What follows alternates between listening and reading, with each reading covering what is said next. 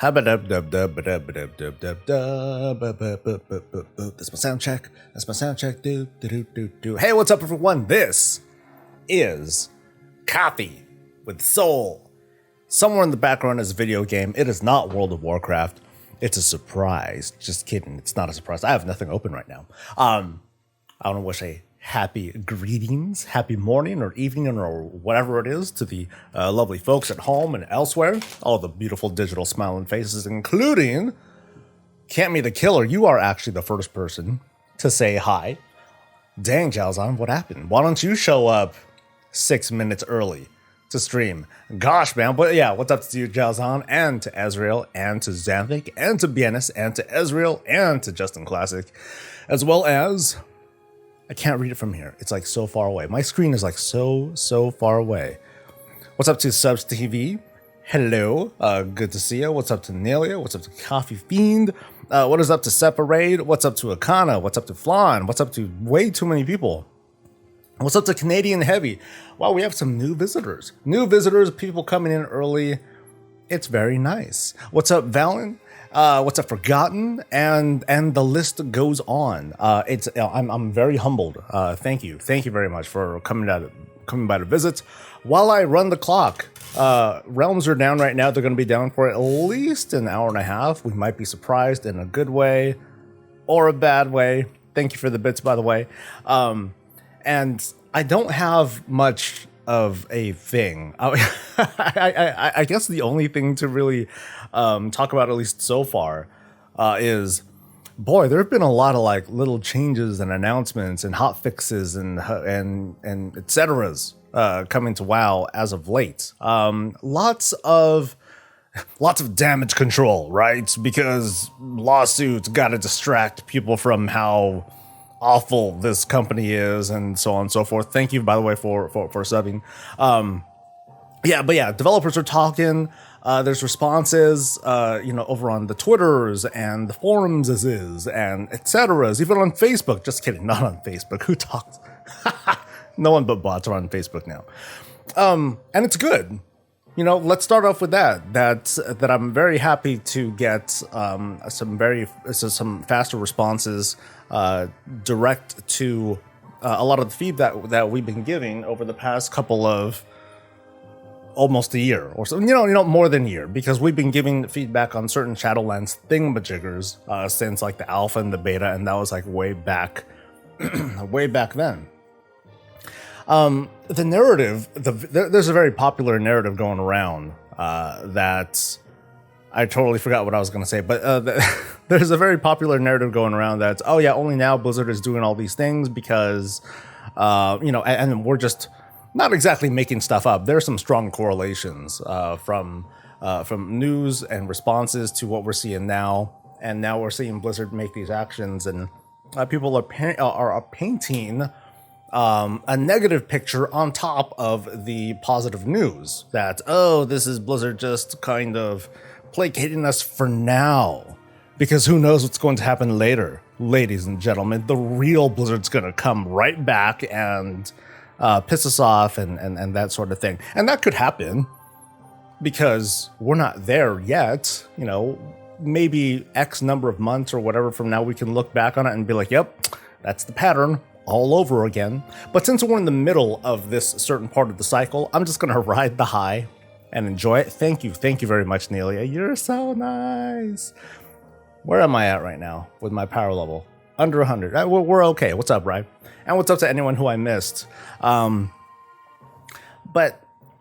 I guess at the same time, we're also like almost a year into Shadowlands. Normally, we would be looking at like a 9.2 at this point.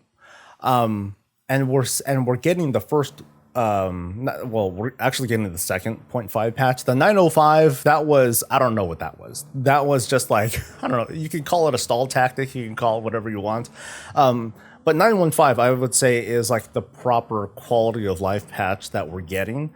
And it just happens to have like a lot more stuff that probably the developers wanted to have in originally in the 9.0. They wanted to be a bit more responsive, and for whatever reason, for whatever excuse, they didn't. And now we're just getting more stuff here.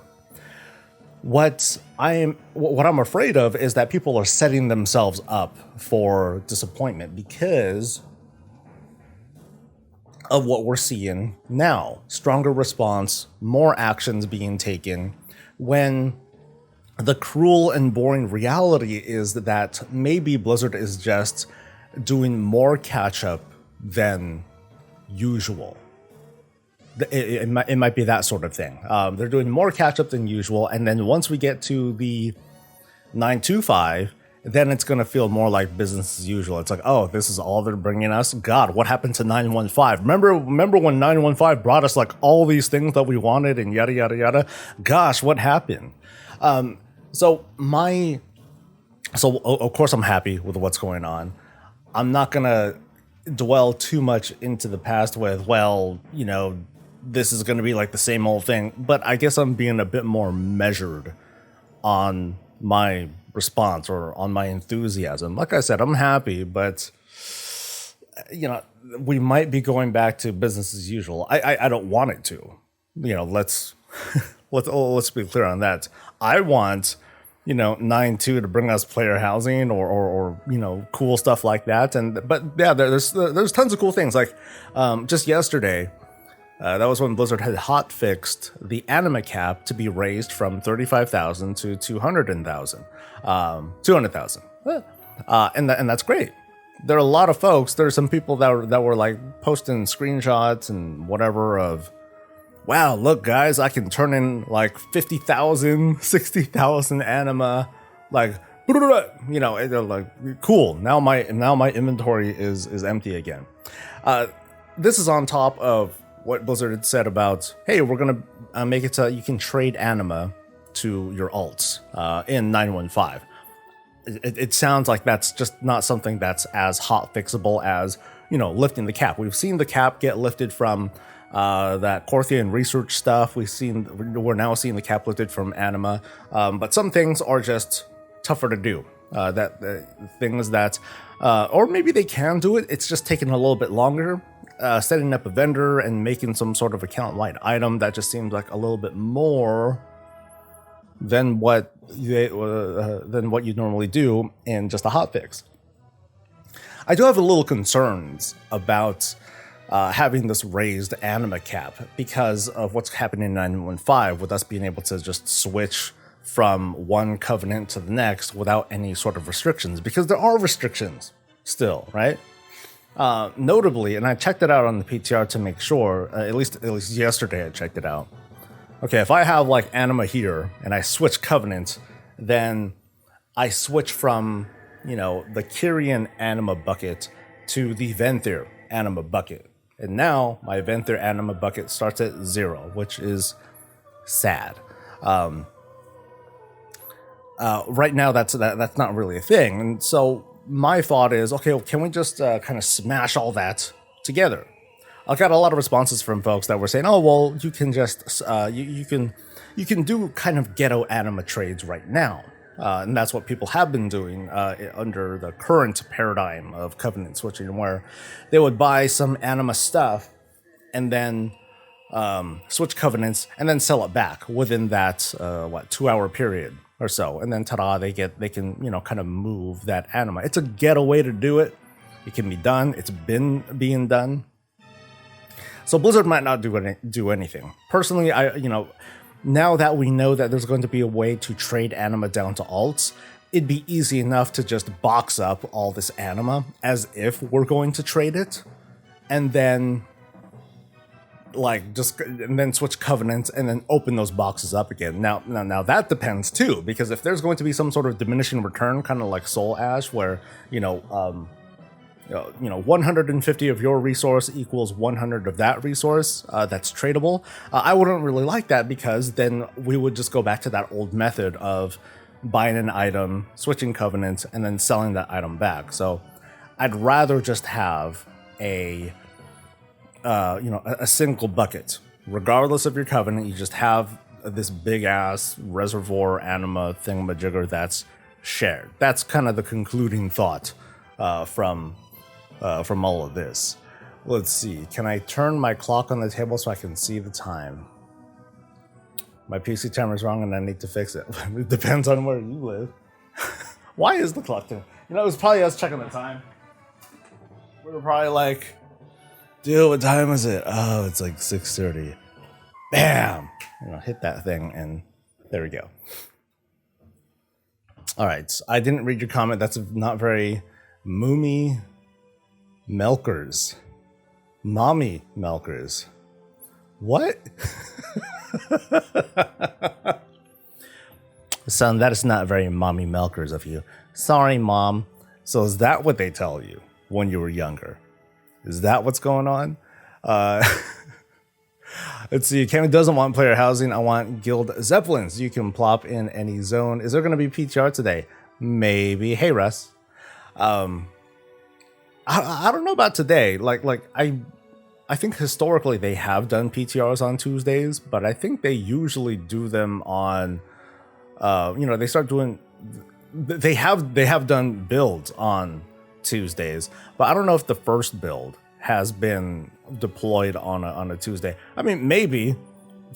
I ain't gonna complain. That's gonna give me a lot of stuff to do, a lot of stuff to cover. It'll piss me off a little bit, but it'll definitely mean, all right, guys, the lull is over. It's time for me to get back to work with patch coverage and spoiling people and getting people riled up or excited or pissed off about changes and etc. and giving tons of feedback. And that's kind of the fun that I do. They give us public testing, so I'm gonna write it, which has its goods and bads. I tend to not do actual like story spoilers. Like if you watch me on stream when I'm doing my testing, I'm gonna run into stuff, and if you run into it. But otherwise, most of my stuff is trying to understand systems so I can kind of speak to it or at least understand it in case people have questions, and then I'll be able to answer them questions, and then checking out other stuff too. That's always fun. Yeah, we did have a hype train for a bit. No, I appreciate it. Thank you so much for bringing in the subs. Like obviously, despite the good news and all that stuff, WoW's been being battered over the past many months, and from that, it's obviously affected most creators, especially ones who focus like exclusively on one game, like this one. And so, like I'm sure you guys have seen it. You've seen a lot of big streamers starting to branch out, go variety, and have thrived from it. Not everyone has been able to make the transition, and some people don't. They want to just kind of stay and be like, all right, cool. There's a windfall. Maybe I'll be able to like ride that out and be able to be like one of the next big whatevers. And that's not guaranteed, obviously. What's up, Fang? Good morning, day and evening. Have a good time. Finally made it on time for some pressures. My in-laws brought in some Tim Hortons coffee. So now I'm drinking that. I think I'm just used to it. I'm used to the grocery store coffee from Trader Joe's more than Tim Horton coffee. I don't know. There's a certain burnt smell to it that I'm just not quite feeling. Sorry, guys, if you're Tim Horton fans. It's so good. You're from Michigan. I'm not a fan of it. I think it's because change, right? What's up, Energy? It's because change is terrible, ain't it? Ain't that right? Am I right? Huh? Bellendor says Tim Hortons is terrible. It's darker roast coffee. I like dark roast coffees, but this is. I'm not used to burnt. Like, I'm used to like, oh, this is a darker roast. This has such a rich and full body and blah, blah, blah. No, this is burnt. Bruh. Trader Joe's coffee is top tier in my book. Yeah, I get their house, and it's just like a house coffee. I don't get, no. I think it's a French thing, so darker roast. Anyway, I'm still happy. I'm still for the most part like pleased with what's going on. So what other hot fixes did I miss? Was there more? There just seemed to be, oh, that's right, the domination stuff. At first I was like really excited, and then I had to kind of pull it back, because at first I thought that Blizzard had said, oh, we're going to lift all the restrictions, just have the gems and then you're done. No, that is not what's going on. There's still the one that you still need to have that required piece.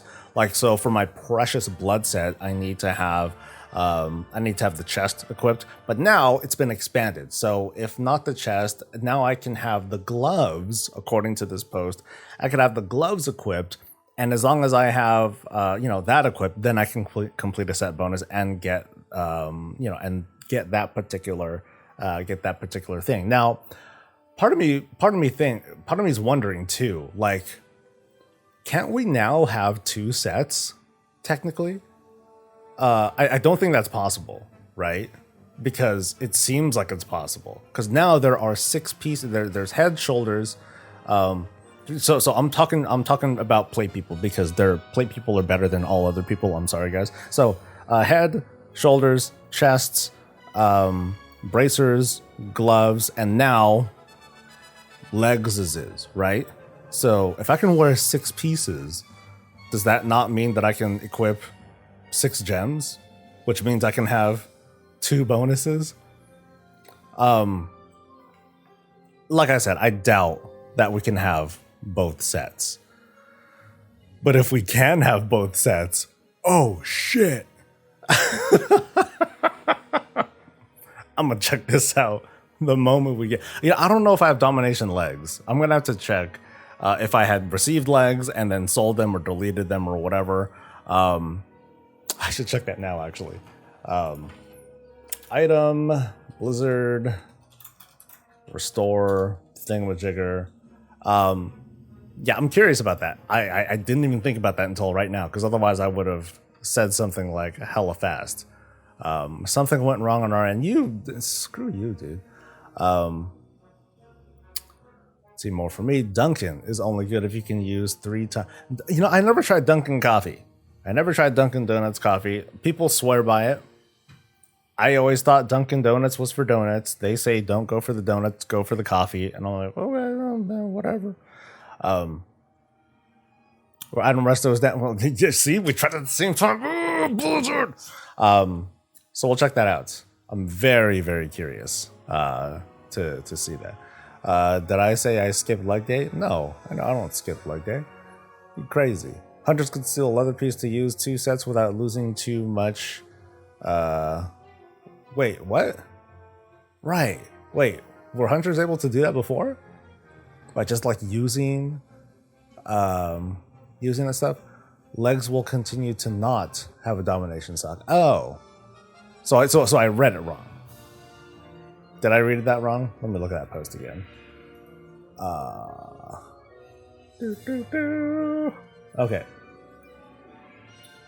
Okay, with regional restarts, Sanctum of Domination legs for all armor types now activated gem set. Oh, so it's like if you have the legs, it gives a bonus, but it doesn't have a socket. So, okay. That's what I'm...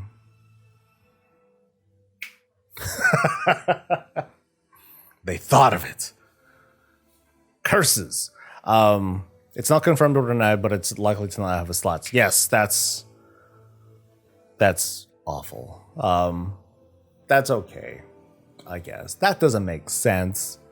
Now, I've had gripes against the socket stuff, not because of the other complaints that people have had, but because of this. But because because you need one piece.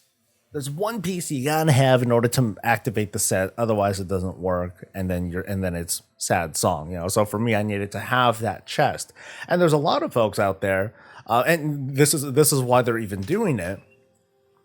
There are a lot of folks out there, throughout the first, God, we're at 2 months into this patch now, something like that, who still have yet to get the set bonus that they want, because that one piece isn't dropping. Now it's going to be that 2 pieces that aren't dropping instead, right? I guess fundamentally, I'm just not fond of how they handled shards. Again, not because of getting the currency or even like the catch up and all that sort of stuff, but it's because it's not even really a set bonus per se, because you need that one item to activate it. So it's less of a set bonus and more like a glorified piece of gear, that chest, at least until now, that chest piece is like what my raid setup is centered around. Without it, it falls apart. I don't get my cool blood set bonus of Majigger. And so that's what made me not like it. That said, I'm a gamer. I'll work with it. Wow. Yeah, I'll work with what's given, and now I have all the things. I'm about to get my maximum blood link set bonus thingamajigger, which is going to make me like super awesome forever until the next season, and then it's no good. But yeah, like someone was saying here, like the shards should dictate the set bonus. That's what that was my impression actually, up until I got to that point in testing the PTR. It's like, oh, I can't use it unless I have this. Holy crap! And I didn't find out until like late. I was like writing a guide and telling people like, oh, this is how it works, blah blah blah. And then I noticed the tooltip. I'm like, wait, snaps. Okay, well, let me rewind that a little bit and reword how this is actually going to work. So it's a little poop. But again, we worked with it, and it's all right. Was there anything else that I missed?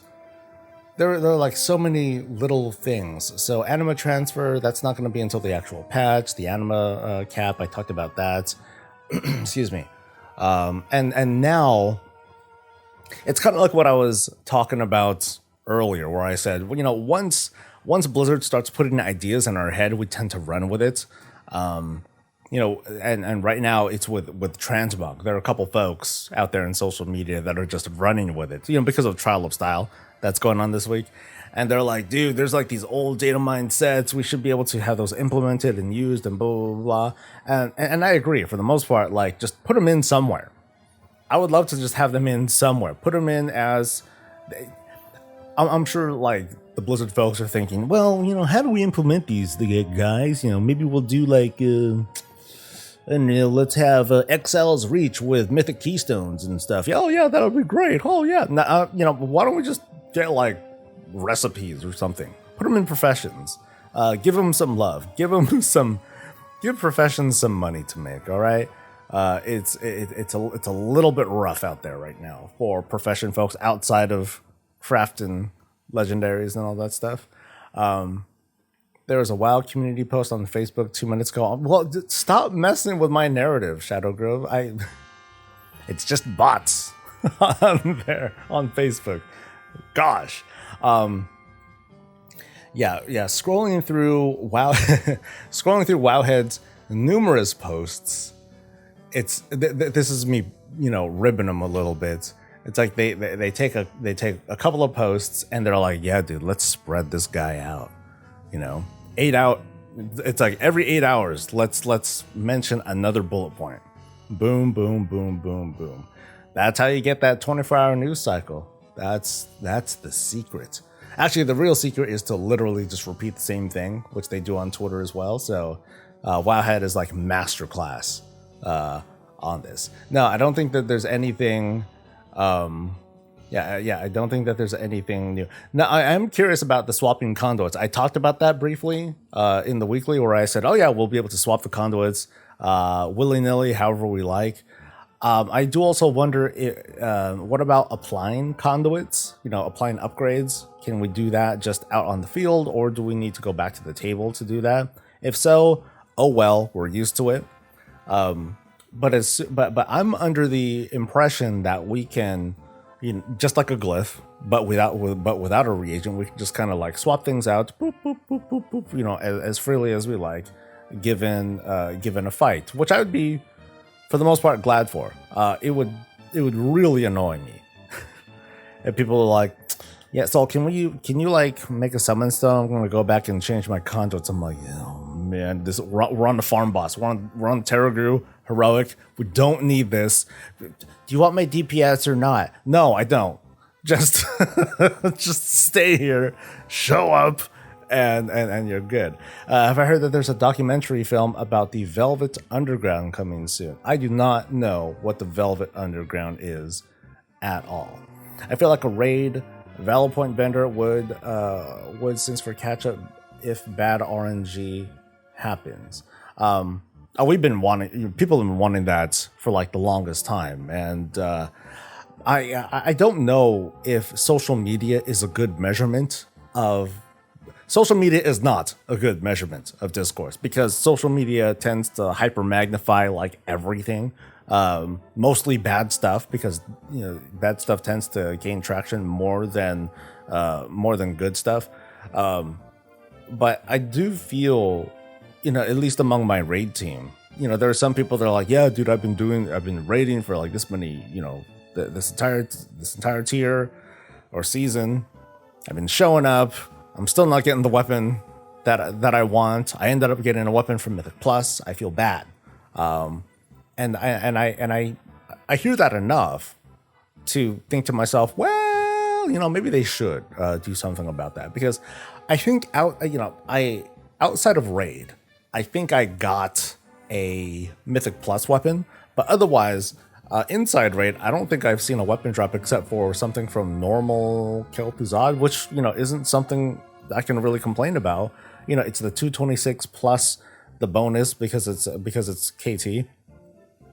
But that is hard to it's hard to not feel for with people. Weapons are important. Weapons and trinkets and those sorts of things, or domination, gear, socket, whatever.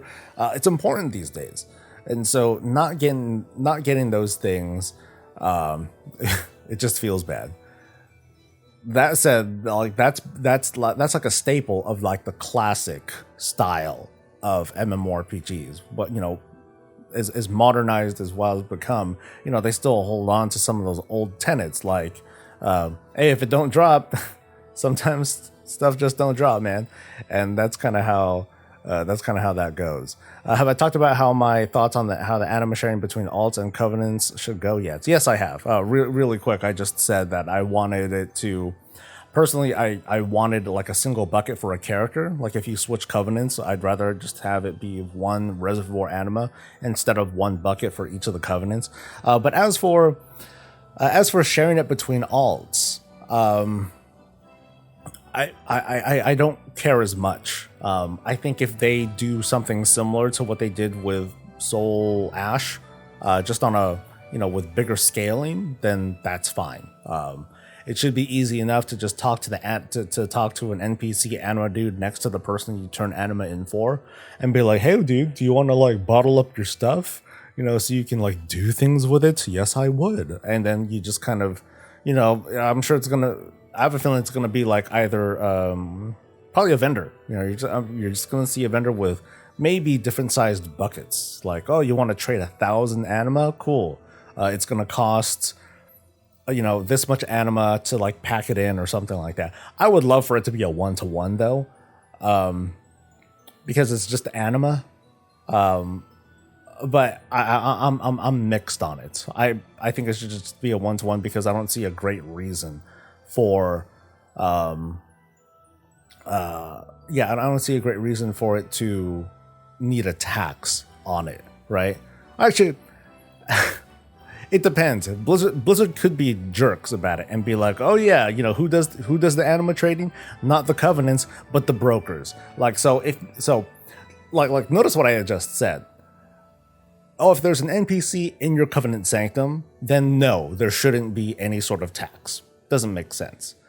If it's the brokers that do it in Ouroboros, then yeah, I could see how they would, how there would be a tax, and people would be pissed, rightfully so. I would find it kind of irritating myself too, and so my thought is, don't do that. But I can see the path. I can see the path on how they would go about it. Let's see. So it would be a bad time to mention that I got the bow. Let's see. Shadowgrove mentions remove renown. Remove renown. Give ability row for the ability soulbinds and do some story quest for cosmetic.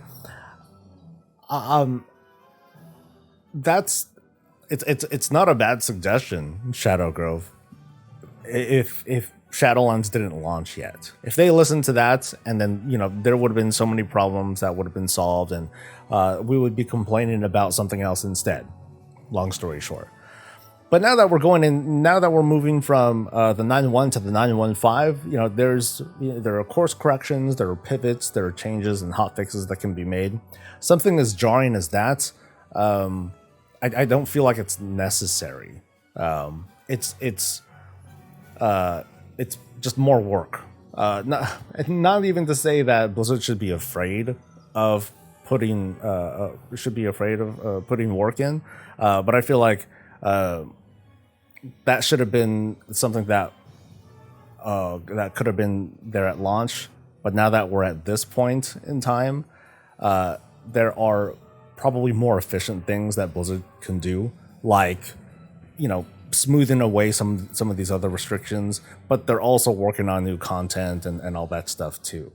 Good morning to folks who we had missed. That was the best thing about artifact weapons scaling up, so you never needed to farm a damn weapon. What? Are you crazy, villain? I remember those days of farming for people hunting for relics. Oh, we gotta go to this one dungeon because this one dungeon drops the relic that I want, and it's not dropping, and I'm so pissed and blah blah blah. No, I remember those days. We did not worry about weapons in Legion. We worried about 2 and then 3 relic slots, which I would argue is almost worse, because we had to farm for 3 slots instead of just 2 for, like, let's say a paladin tank, or 1 for someone who just uses like a single 2-handed weapon. Yeah, that pissed me off, actually.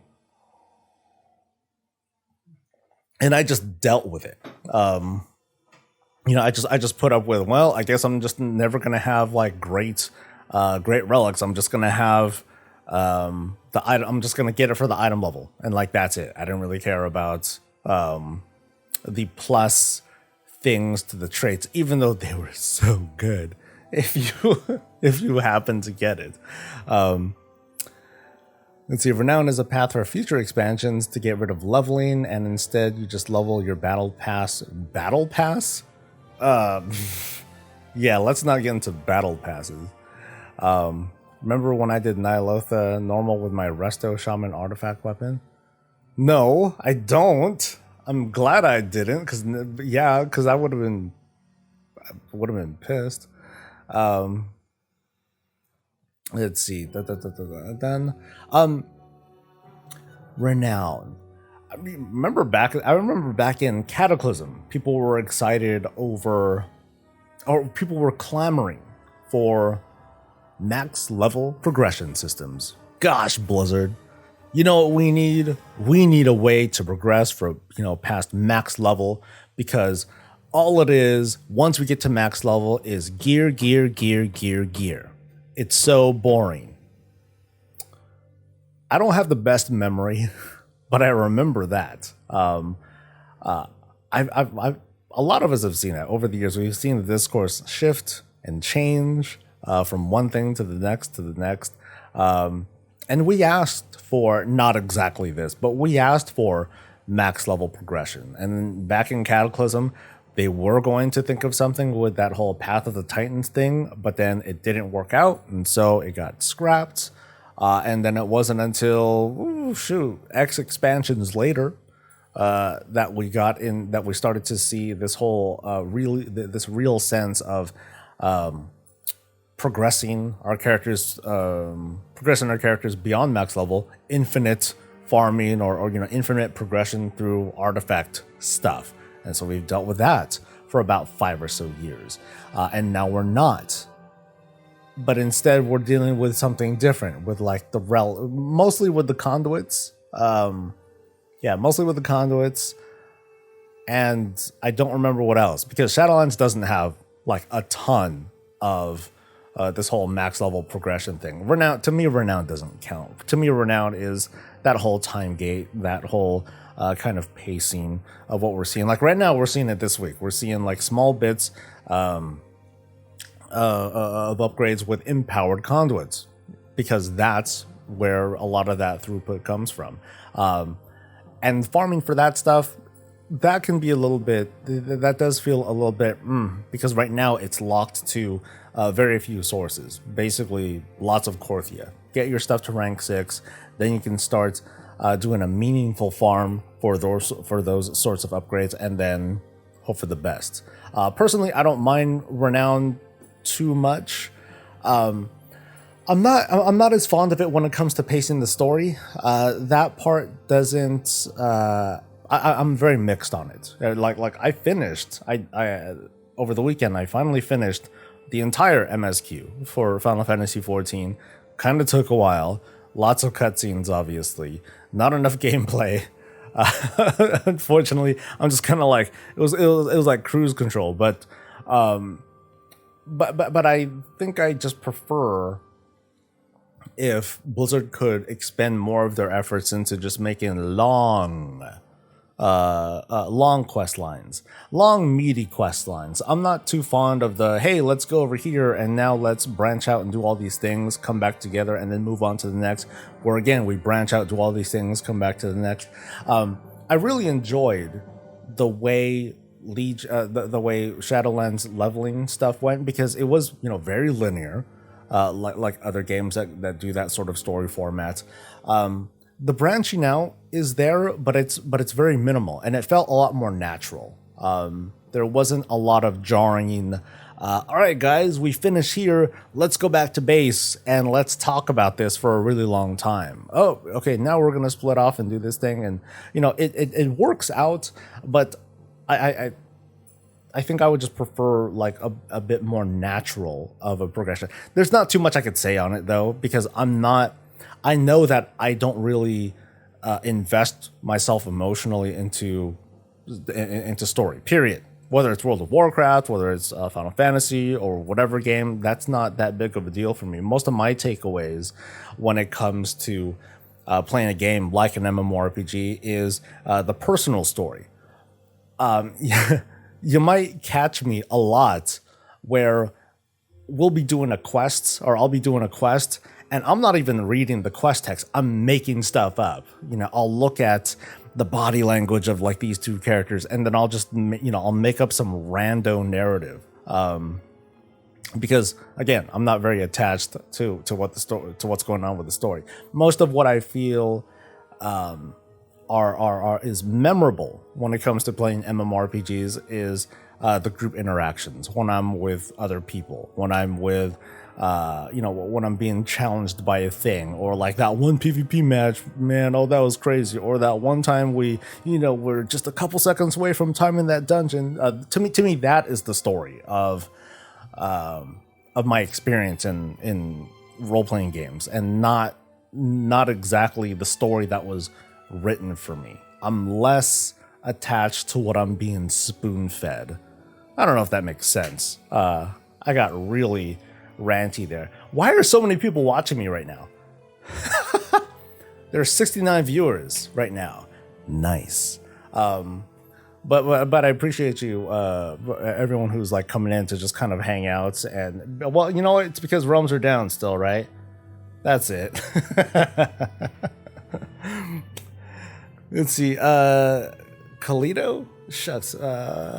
It says player housing system, please. There was a, hey Mac, there was a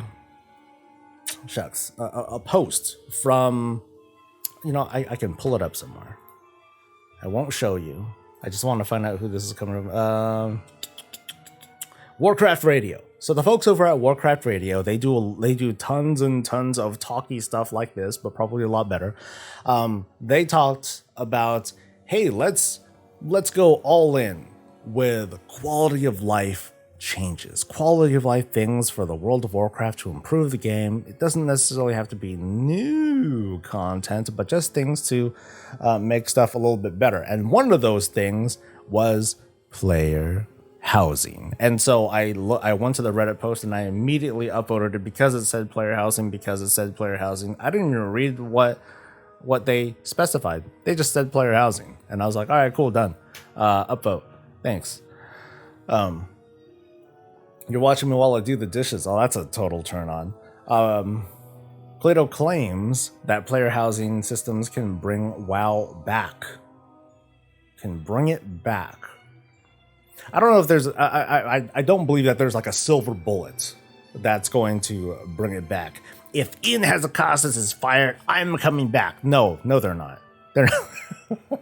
you either never left, or you're still not going to come back because you're gonna push them goalposts back, and you're going to complain about something else. Rightfully so, because I think the reality of it is that there are numerous things that people would have a problem, that people currently have a problem with the game. That one thing isn't going to get people over it. I do believe that player housing is going to garner a lot of interest and get people wondering, like, ooh, so what's this about? And then they're going to jump in and try it out and be like, wow, this is totally not.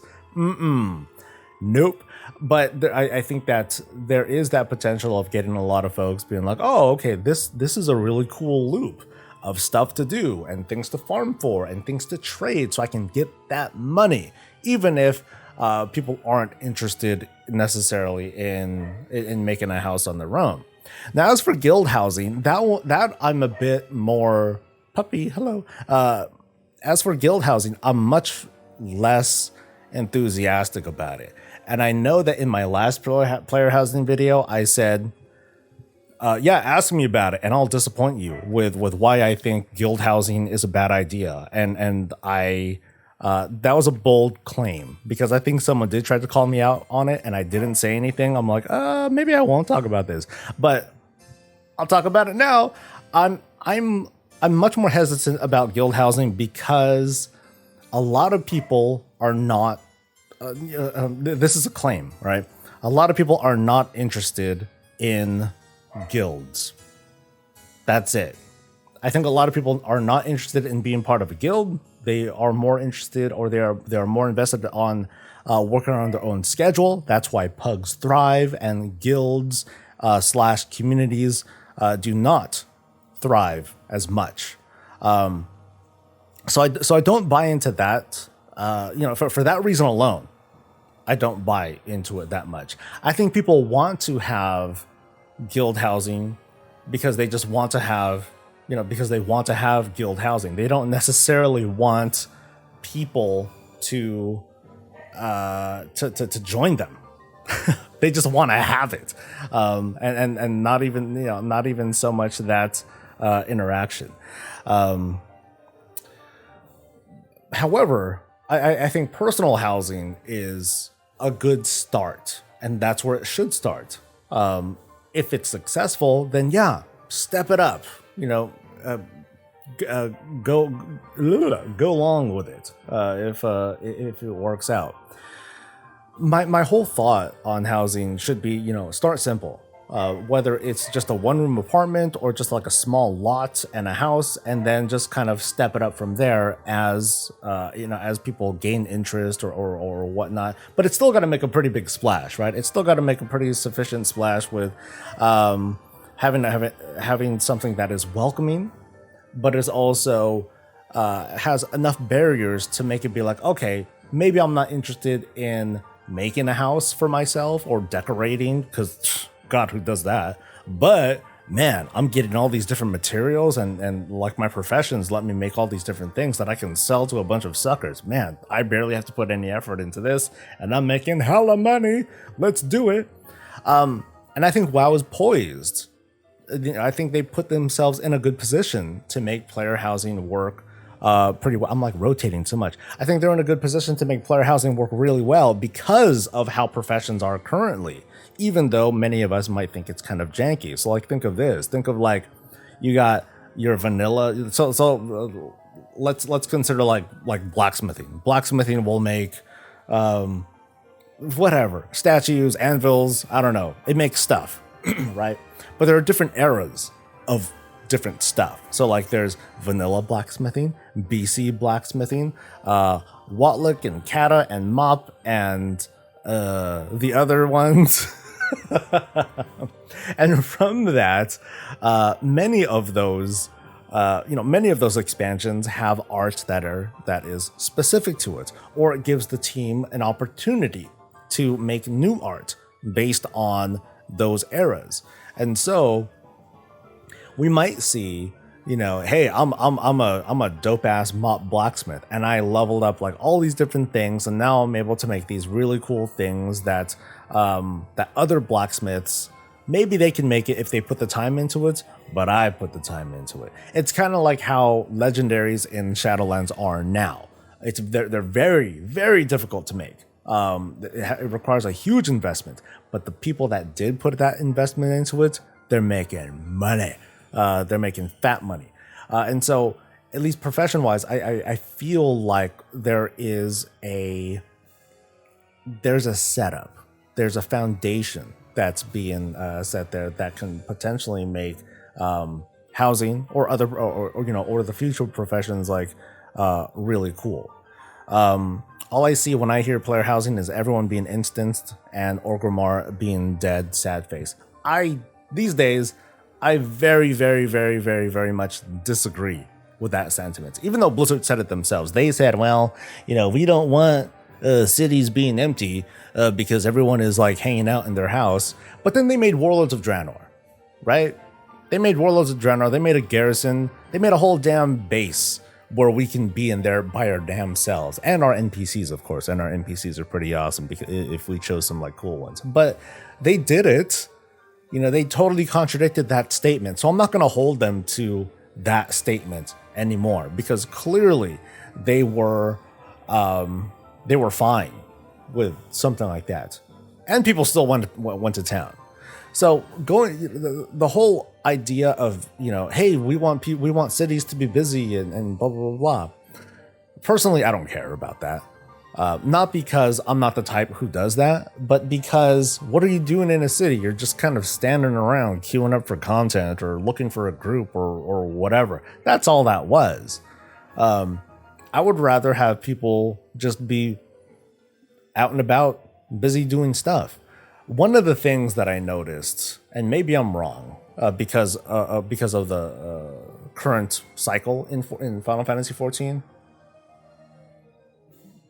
is that it doesn't really have world content. People, you see bustling cities and people running around and doing stuff. And it's like, hey, that's cool. It's so busy and blah, blah, blah. You leave the city, and apart from like lobbies and stuff, it feels really desolate. I don't really see people. Now, again, this might be because of the time cycle, the current timing of what I've been doing. But as I was leveling through and doing stuff, I saw, apart from the occasional, running by a fate, a little group of people or a person that's like doing a temporary thing, which doesn't even have a whole lot of value to me. I haven't noticed. There is no, hey, go out there and hunt for a thing. Not in the same way. There are different hunts and gathering things and all that stuff, but the world just doesn't feel as alive.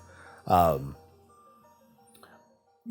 on the little cynic hat, we can write a narrative that, well, Blizzard forces us to go out there to Korthia and go through and jump through their hoops and run that hamster wheel so we can get our conduit upgrades and blah, blah, blah. But at least it has us out and about and doing stuff and interacting with the world and giving that little bit of friction that happens outside of the city that you don't see in 14. Like, I'll probably talk about this at better length later. In some Project 14 episode, but 14, it does a great job of reducing or eliminating the friction between players through its various bits of gameplay and systems and game modes and whatnot. But it also feels very single player-y because you're not you're not really interacting with these folks unless you're doing queued content, and like that's it. That's the only time. You don't do it. You do it a little bit with fates.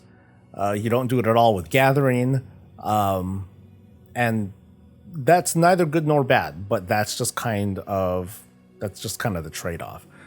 How did I get to this when I was talking about housing? That's right. I was talking about the whole notion of just let people play. If people want to tinker around in their house, that's fine. Some people are out there just getting screenshots. Some people are out there doing the pet battle dungeons or doing instances or whatever. They're doing things. I'd rather people be in their house doing whatever, but they're doing whatever. They're not just like standing around like statues. It's like, okay, well, this is the thing. Okay, yeah, real busy, guys. Real busy cities. Let's see. Let me read some of this chat.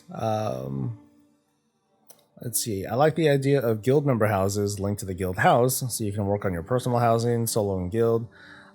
Cities are empty because there's nothing to do there, and the older ones like Silvermoon or Exodar look janky now. Yeah. Unfortunately, I'm not counting like those far off cities. If the story steers us in that direction, something Dragon Isles or whatever, then who knows? That might be a thing. There's a new Shard of Domination change. You can have 2 set bonuses. I was talking about that a little bit before. I doubt it. Some people are saying that the legs that activate a bonus, all they do is activate a bonus, that they don't have a domination socket on it, which makes me sad. Kind of a little bit of a revelation, but I have a feeling that it's not going to do that. If it does, then oh my god, that's super OP. I think they're going to nerf that. Double shard bonuses. Then I would definitely jump into this bonus and screw this other bonus, and then I would just go ham.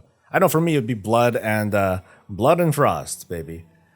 Blood and frost. Unholy is great for people who would use it, but as a tank, oh man.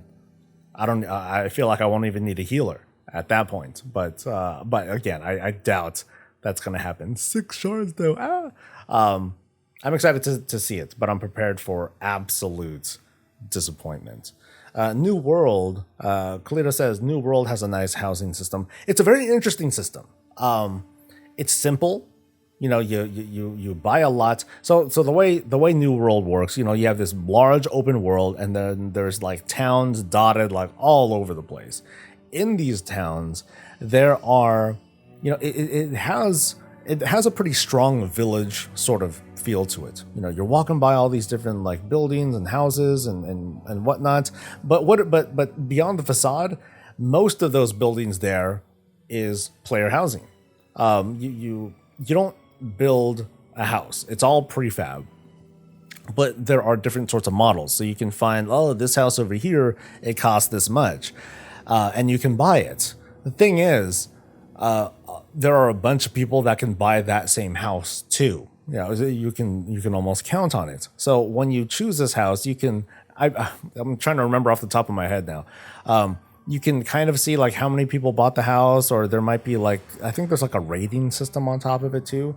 But basically it's instanced to like that person. But then inside the house, then you can decorate things as you like. You can craft stuff and place things down. There's like an outdoor garden, and I don't know what the garden is about, but you can do stuff out there. And then you can kind of look outside too. And while it's instanced, I think, if I recall off the top of my head, you can see outside, and you can see that people are, you can see other players walking about as if you could just kind of jump out there. But you need to leave through your actual front door in order to like leave your house, and then there's like a quick screen transition, and then you're actually outside. So it's not seamless, but it's pretty close. And I do like the idea that all the houses are there, even though they're instanced to each person. It's not like 14 where you talk to an NPC or whatever, and then you go to an entire instanced area where it's just like the housing. So I would say like in New World, the housing there, it feels natural, because you're actually seeing people probably walking over to their house so they can like do something, or they're coming from their house so they can go through like a market, or they're house shopping or something like that. So you're seeing things on the field, and that's kind of cool. I think that's something to appreciate. Is that Final Fantasy? I don't know. Is that music in the background? I'm not sure. Isn't that like ESO? I don't know. I've never played ESO before, and it's something that I'm interested in picking up and trying out sometime soon. Now that I've gone through the MSQ in 14. I do plan on playing Endwalker, so I'm going to but I also don't really care about like anything but crafting. Everything else is not interesting to me for my personal reasons, whatever. But yeah, I do plan on trying out ESO to say that I've tried it. Hey, let's try this out, guys, and it might be fun. I have no idea what it's like at all. Kind of like how I didn't know what New World was like, so I was like, okay, this is cool, but the problem that I have with New World is that it's very clicky. Like if you want to swing a weapon, it's very actiony. So you gotta click the button or press the button to like swing your weapon, do a combo, that sort of thing. It's not like the point and click where you select a target and then you hit a button and you cast a spell. You have to actually like, oh, you want to shoot that dude in the face? Cool. You gotta aim the reticle at the dude's face, hit him, and pray that the lag doesn't mess with you. So why not a portal in your house that takes you to the same place as your Hearthstone, kind of like the Death Knight portal? Okay, so we're talking about player housing again. Fine, I'm fine with talking about player housing all day. I feel like think of it. I want to think of it as really simple. Like if there's you'll have your house Hearthstone. You go to your house Hearthstone, and that's it. I don't buy into the idea of get into your house Hearthstone and then click that same Hearthstone like it's a death gate, as you say, and then you go back to where you were. That feels that doesn't feel super like RP to me. You want to go back to where you were, you're gonna hearth back, or you're gonna take your flight point back, or whatever. But I do buy into the idea of I would like to see an opportunity for our houses in WoW to be wherever we like, even if accessing those houses comes from our main city or something like that. So if we were to hearth back to our house, the best that we can do is take a portal from our house to the main city. That's it. I think that would be the degrees of convenience that we'd work with. As for unlocking additional perks, that would make me a little bit wary. But I guess I wouldn't see a big problem with that either, because it's not like you're going back to your house for to get a power up or anything like that, and then you go back. I don't know. I'm just trying to avoid instances where it would be optimal to go back to your house and then be able to warp back or something like that. I'd love if they just added cool transmog crafts in WoW in 9.15. No actual power, just hard to get crafting materials. Yeah, I would love that too. I would love for WoW for WoW professions to just have transmog stuff. And I talked about that just a little bit earlier with a bunch of these unused transmog sets that have been going around the internet over the past couple of days. I would love for just do a recipe thing. A quest line would be nice. Some epic adventure to like get these things and all that stuff. That would be cool. But if they're just a rare drop recipe that just drops from God knows where, some whack dungeon in the middle of nowhere, that's fine too. As long as there's like more stuff to do, more stuff to make, and more stuff to enjoy. If they really want to revitalize cities, Betty says they could do player housing in any major city. I would totally have one in Silvermoon, for example. That would be an interesting idea. Like I said, I was talking about, hey, just access wherever your house is from any major city. But if they stick with the city route, which again I wouldn't be that fond of anyway, but if they stuck with the city route, that would give a lot of opportunity for. It would give lots of opportunities, and it would also make the design of housing a little bit friendlier on their end. This is me trying to be trying to be reasonable here. So, you got your Orgrimmar house, you got your Orc house, which would sound awful. You got your your place in Silvermoon. You've got a place in, I guess, Billswater Bay, if you really wanted to. You got the Tauren hut and that sort of thing. I guess the challenge there would be it wouldn't be really a challenge, but the work involved would be like, okay, we got to make a brand new house, sort of dealy, for Torin. We got to make, where right now, they don't really have that. It's more like just tents and huts and whatnot. And I would hate to see an instance where it's like, oh, dude, you have a Tauren hut? That's like so limited, but you know, in comparison to like this human house, like that, you know, this freaking thing, this would be freaking awesome. I think that's why I'm more into having mostly prefabricated, kind of a, you know, a bit more of a generic sort of outer shell of a house. That way, all players, regardless of your location, regardless of your race or whatever, you'll have a consistent housing experience. The work that would need to go into it would be, you know, a way to make, you know, different housing personalities for each of the races that still ultimately like come out the same. Yeah, longhouses. No, I remember. Oh god! If you go to the Tauren Quarter, whatever it's called, over in Orgrimmar, then you see examples of like those sorts of houses. But we've seen that since vanilla. I'd love to see like an update to something like that. Just new stuff. Even with oh, Puppy wants to come in. You're only gonna be in here for a minute, Happy. You sure about that? She's an old lady. She's like, oh, you wanna go over here? You wanna go over here? Maybe people can see you for a change. Look, puppy. Oh, you just wanted to go and close the door. I'll deal with it. Puppy. Anyway, let's see. Why not? If you could, pick a city, enter an instance. Pick a city, enter an instanced area for housing. It's not the best, but knowing Blizzard, it seems like that would be the route that they would take.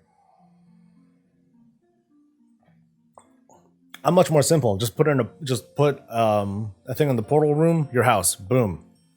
And then you go to your house wherever it is, whether it's in the city or if it's in Argus or if it's in Warlords, like you have a little house next to your garrison. That would be kind of interesting.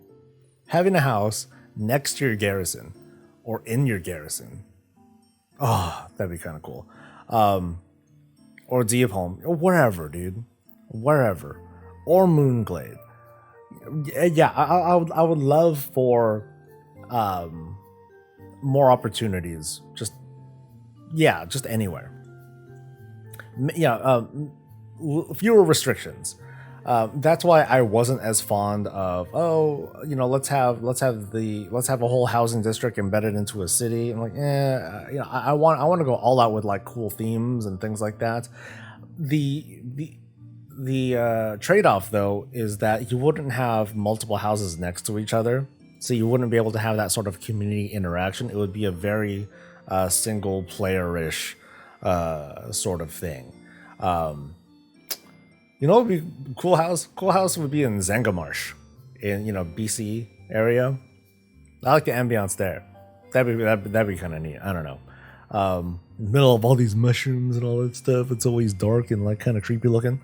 But yeah, I would love. I would love for just like more options. I have thought of different ideas when it came to like the idea of guild housing or community housing. And while I'm not fond of having a single house, I would be more in tune with what I would call a neighborhood. And I've talked about this a number of times. I like talking about this, even though it's like such a sketch and such a janky idea.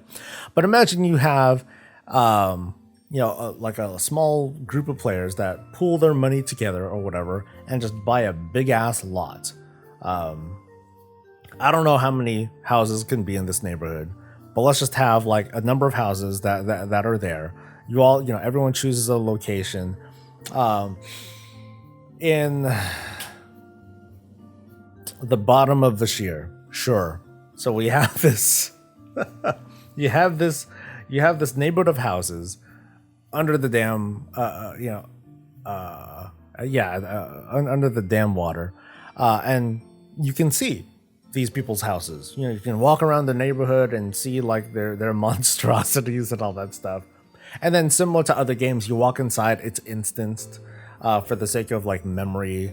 I'm sure that there would be like certain sorts of memory restrictions, space restrictions, bandwidth, and so on and so forth, where you have this large instanced area with a group of homes. You curate the people that you want in there, and then you just kind of, you just can go into those houses and like hang out and like do stuff.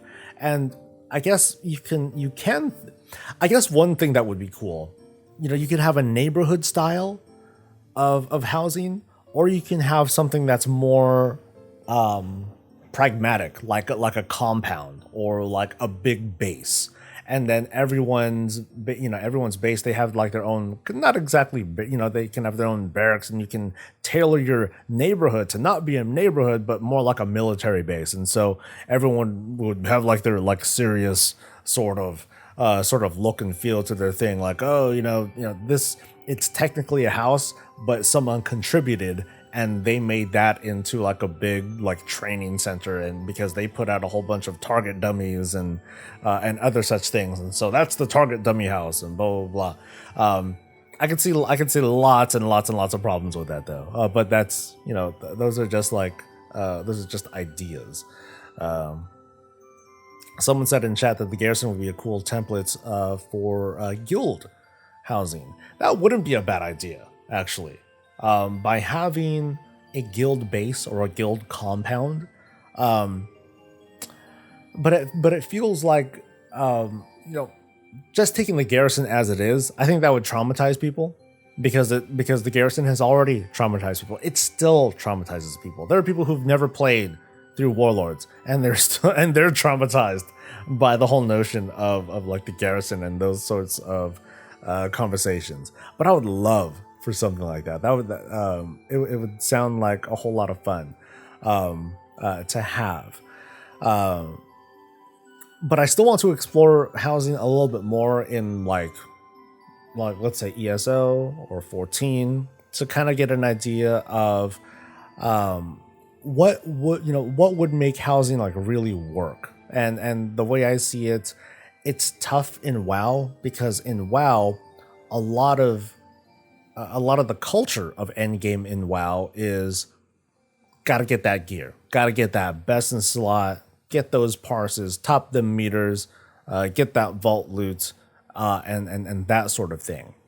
And it has and I think it's gonna take kind of a culture shift, not exactly to move away from that, but to also include, hey, social aspects. Sometimes we all just want to hang out together, and not even exactly do stuff, but just treat WoW like a glorified chat room.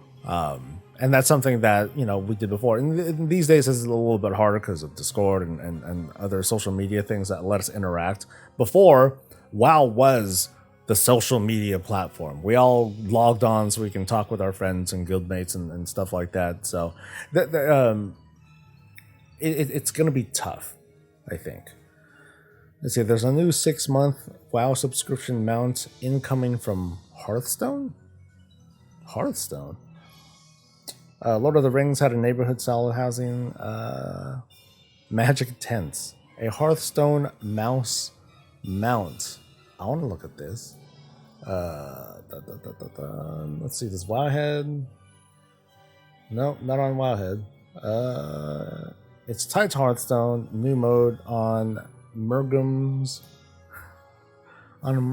Twitter. Let's see. New rat mount for playing the new game mode Mercenaries in Hearthstone from so it's a cross promo. Oh, okay.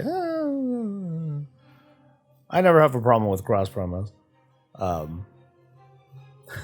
unless it's damn. I'm gonna have to install Hearthstone at some point. Oh well. Monarch says one thing about having a house in a specific zone and then having neighborhoods of different zones instead of choosing a zone, you could have something like a backyard themes. One thing about having a house in a specific zone and then having neighborhoods of different zones, instead of choosing the zone, you can have something like that. I think it's sailing over my head for some reason. Maybe because I'm tiring myself out from talking so freaking much, but I love it.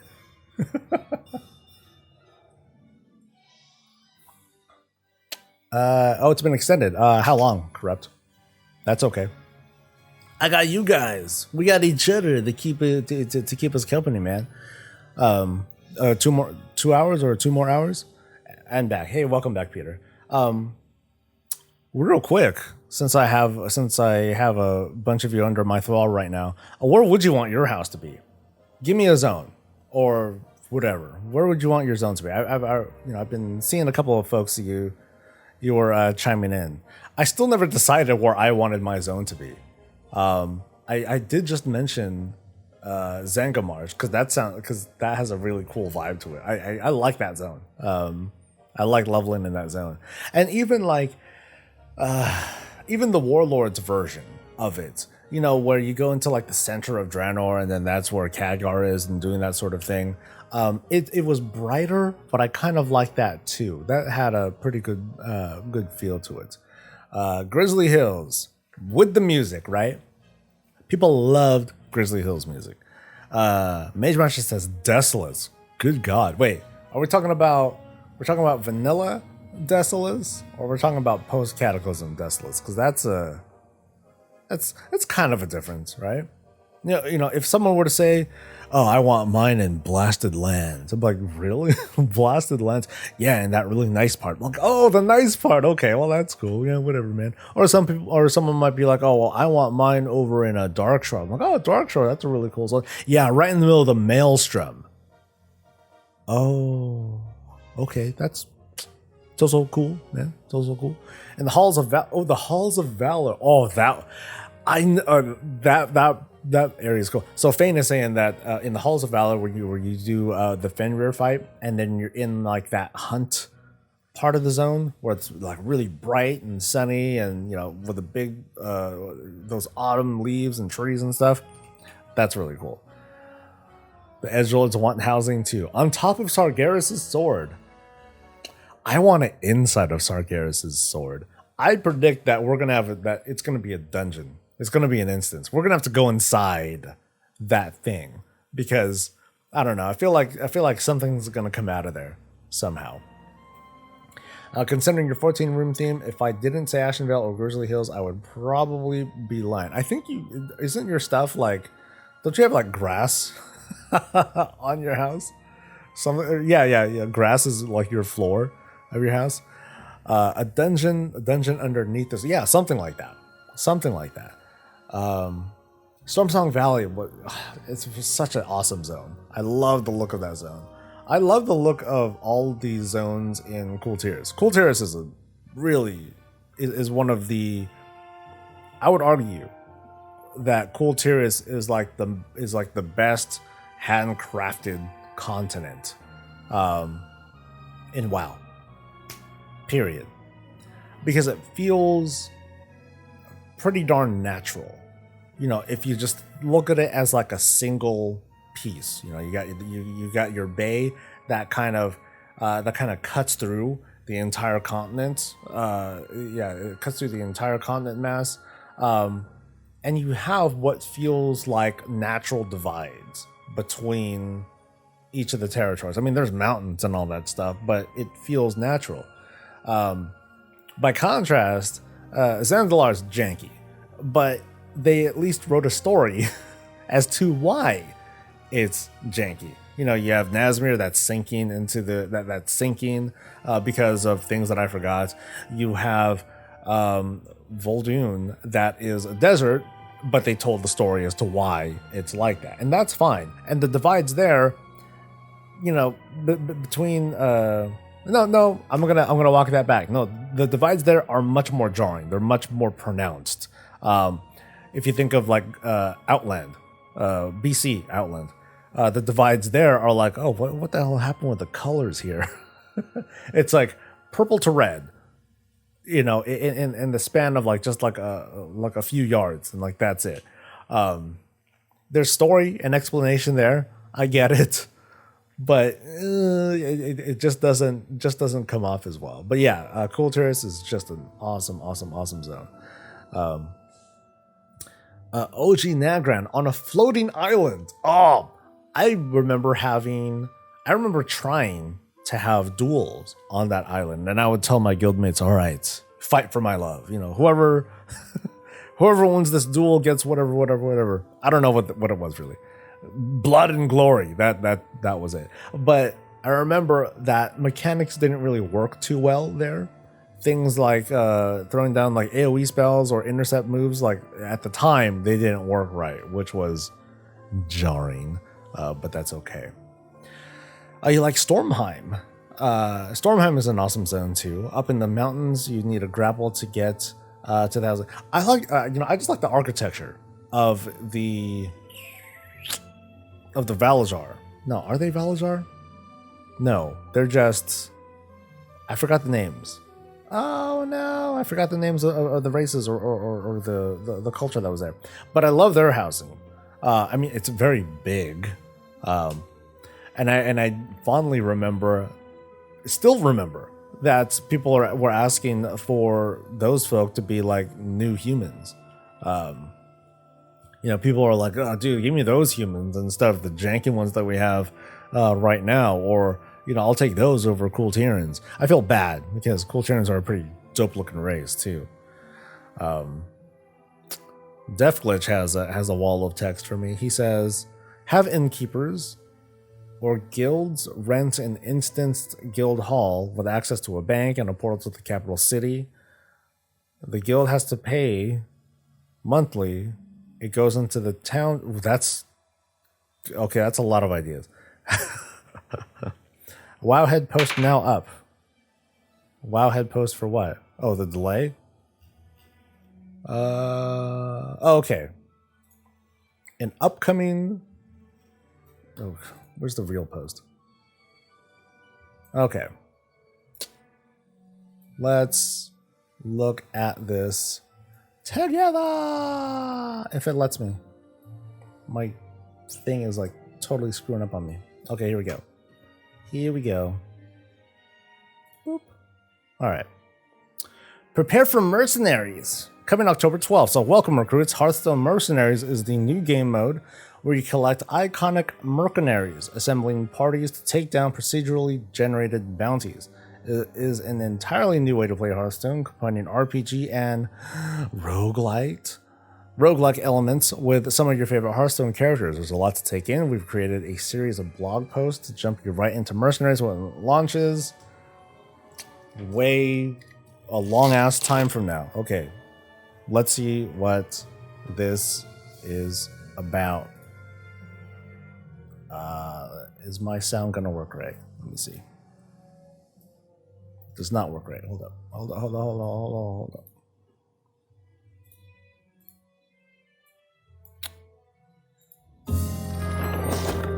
Kazakus, how long have we plotted and planned? My dear Lady Presta, it's finally our grand opportunity. We'll need some mercs to do our dirty work. Help me if you can, oh, I'm in trouble.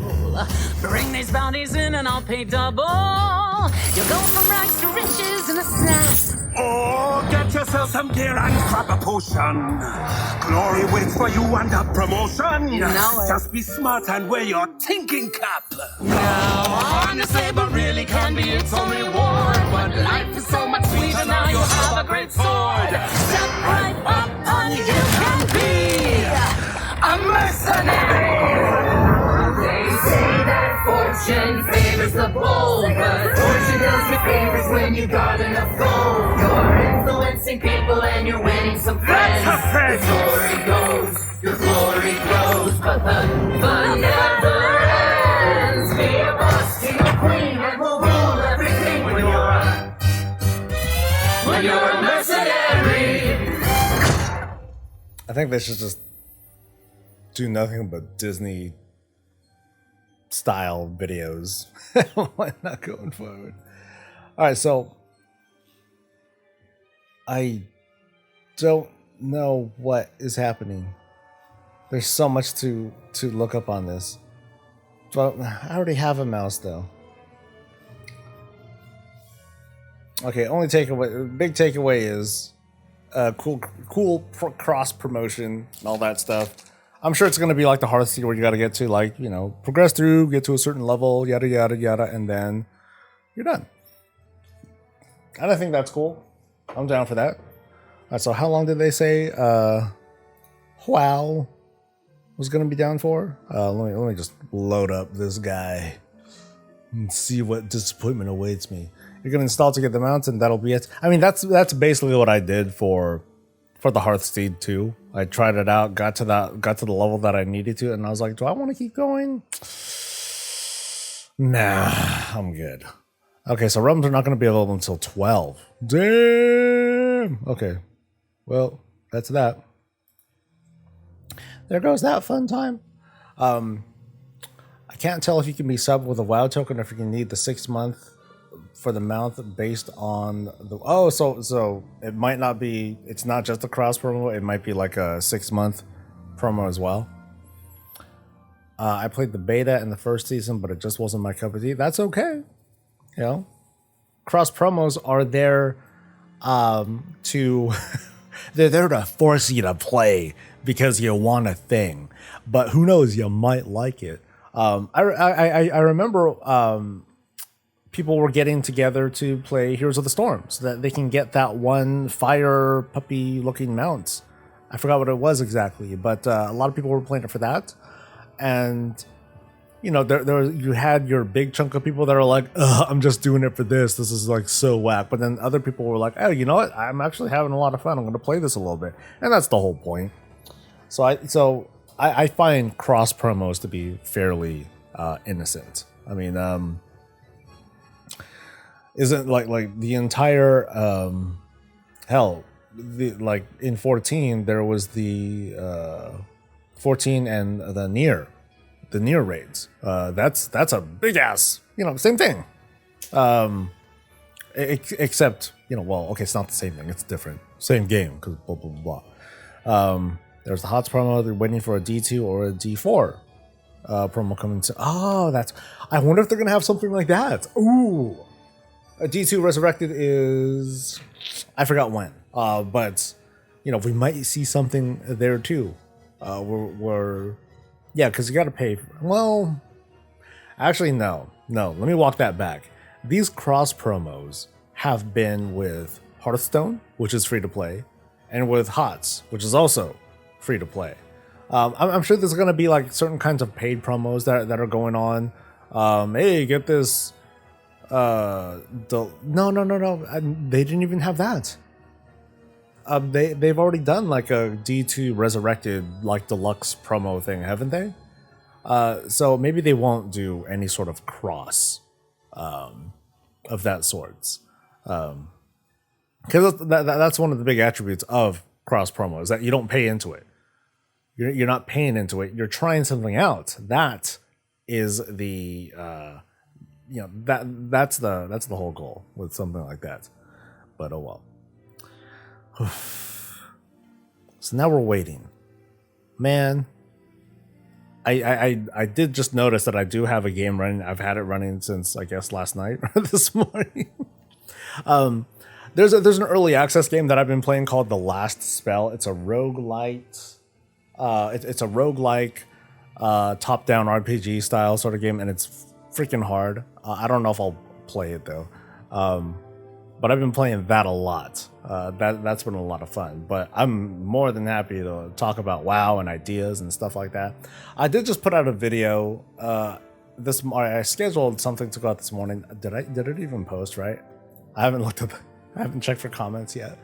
Where I talked about the notion of toxic positivity, and I reached out to folks over on Twitter because Twitter is a great place to get answers and stuff, because I wanted to learn more and I wanted to improve myself as a content creator by by one learning, or by one reading some of these responses, and then two trying to learn from it. And so going forward, what I'd like to do as a content creator is is address how I conduct myself when dealing with folks that are overtly, super positive or negative about a thing, specifically to World of Warcraft, and kind of change up how I handle it. And I still haven't quite decided, or it's going to happen organically. Like, how am I going to address, people who are like, F this, and, here's why the game is bad. And I want to continue engaging with people. But I don't want to like put people off or make it feel like that I'm dragging people down or making their opinions and thoughts and feelings feel irrelevant or small or incorrect, because it's not wrong to deal with domination shards and the friction of that. It's okay if the thing that you want doesn't drop and you want a solution like a Valor vendor. That's totally fine.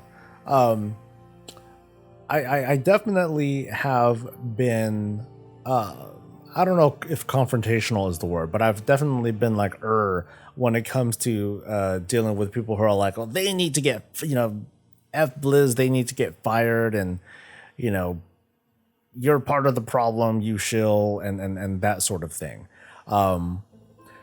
And so I think I want to be more, I guess first off, I want to be more mindful in identifying that, and then be a bit more measured on how I want to try to engage with these people, or, not with these people, but with those sorts of responses. One thing that I have been doing that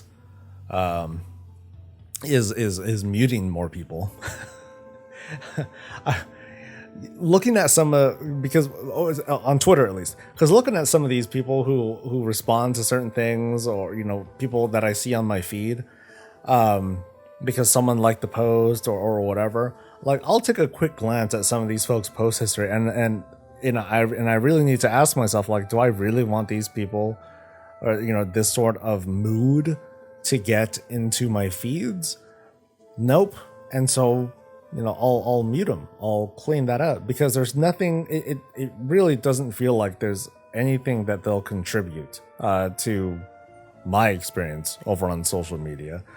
Talking with them clearly doesn't seem to do any good, and they clearly have an agenda or an axe to grind with Blizzard or whatever, and that sort of thing.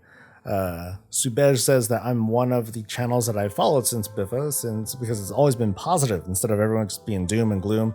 The stuff that affects me, that stuff affects me too much. I mean, I'm the same way. I'm not fond of seeing like this very visceral and cruel sort of negativity. Get mad over things that don't drop. Get mad because your thing didn't Titan Forge 3 times all day. That's fine. That's totally fine. Because it happened, telling me or hearing things like, oh, clearly the devs are incompetent, and clearly they wake up thinking of how to screw the players over all the time. And for like, when people are unable to be talked out of that, I tune out. I just tune out. It's hard to, it's hard to engage. And so maybe the lesson learned is to just not, just ignore it. Maybe not even mute it, but just like, oh, well, that's just noise. It's hard to pay attention to all that. Like I tell people, I enjoy WoW, and there's some good people working at Blizz, and just leaving something that you enjoy just makes good people lose their jobs. I'm not going to tell anyone to, like, in light of the lawsuit, I'm not going to tell people, no, keep playing the game, blah, blah, blah, because that's going to be what supports the developers. I think the most important thing is to just let people know, like, how that affects them, or, what does leaving, how does that possibly affect the company? But if they want to leave because they don't feel comfortable anymore, that's fine. Because telling someone, no, you need to keep playing or blah, blah, blah, that's like, that is the direct opposite of what we're trying to, of what the people at Blizzard want, is to let people play and create from a happy place. Forcing people to stay, you know, it puts them in a really uncomfortable situation, and that's the last thing I think that we want to do for folks. But if you're happy playing, then you're happy playing, and anyone who goes to someone who's happy and be like, well, how are you still playing this game? God, again, that's the kind of discourse that's it's hard for me to engage with. And so maybe I'm just better off just not. And I know that I make fun of that side of the community a lot. Rabble, that sort of thing. Maybe I should be fair and make fun of everyone.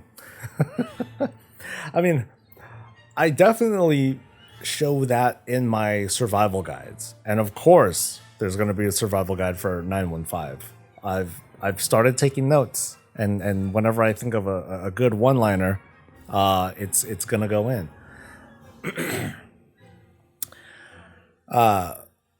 And that's definitely the time where I make fun of everybody. Blizzard, the people that are hating on the game, the people that are like overly positive, you know, it's very, very much satire. Don't make fun of me. Other people are okay though. Thank you, Lucas. No, that's I really appreciate that.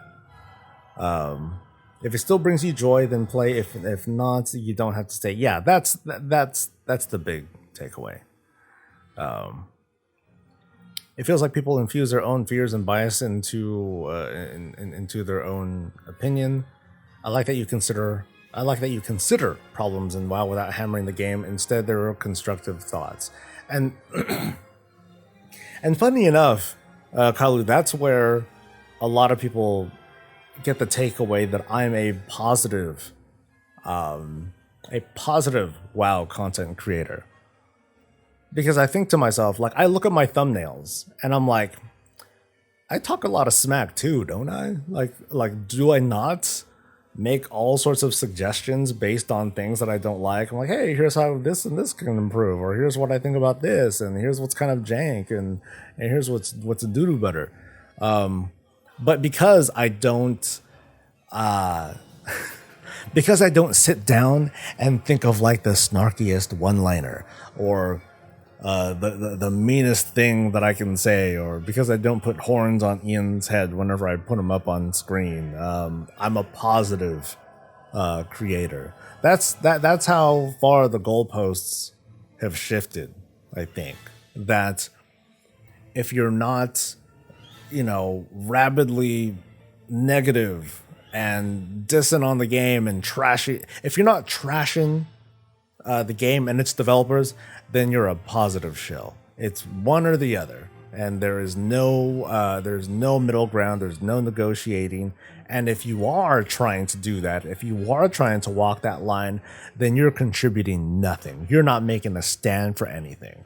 That is what I'm regularly accused of, and frankly, I don't appreciate it. I try to just share my thoughts and feelings with, you know, some sort of measurement of empathy and compassion, but still coming from my place as a video game person.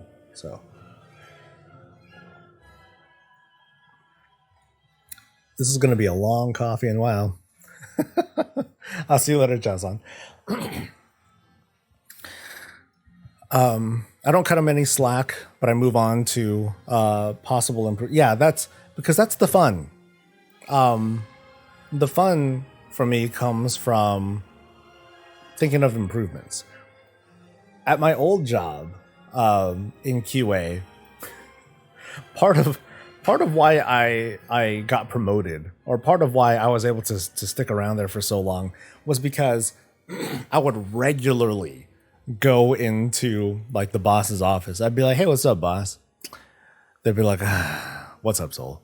I'm like, I want to talk to you about a suggestion I have. And then they'll be like, oh, really? Another suggestion. Let's hear it. I would go in there all the time because I'll be like, I got feedback on this. I can think of like this process improvement or blah, blah, blah. That's my nature. To take the things that I don't like and see what it is that we can, try to improve on or make better. That's kind of been like, that's been a natural thing for me. This is not, what I do is not forced at all. The solution is to just not let content creators influence your opinions. Yeah, funny enough, that's why I barely watch anybody. I subscribe to them out of support.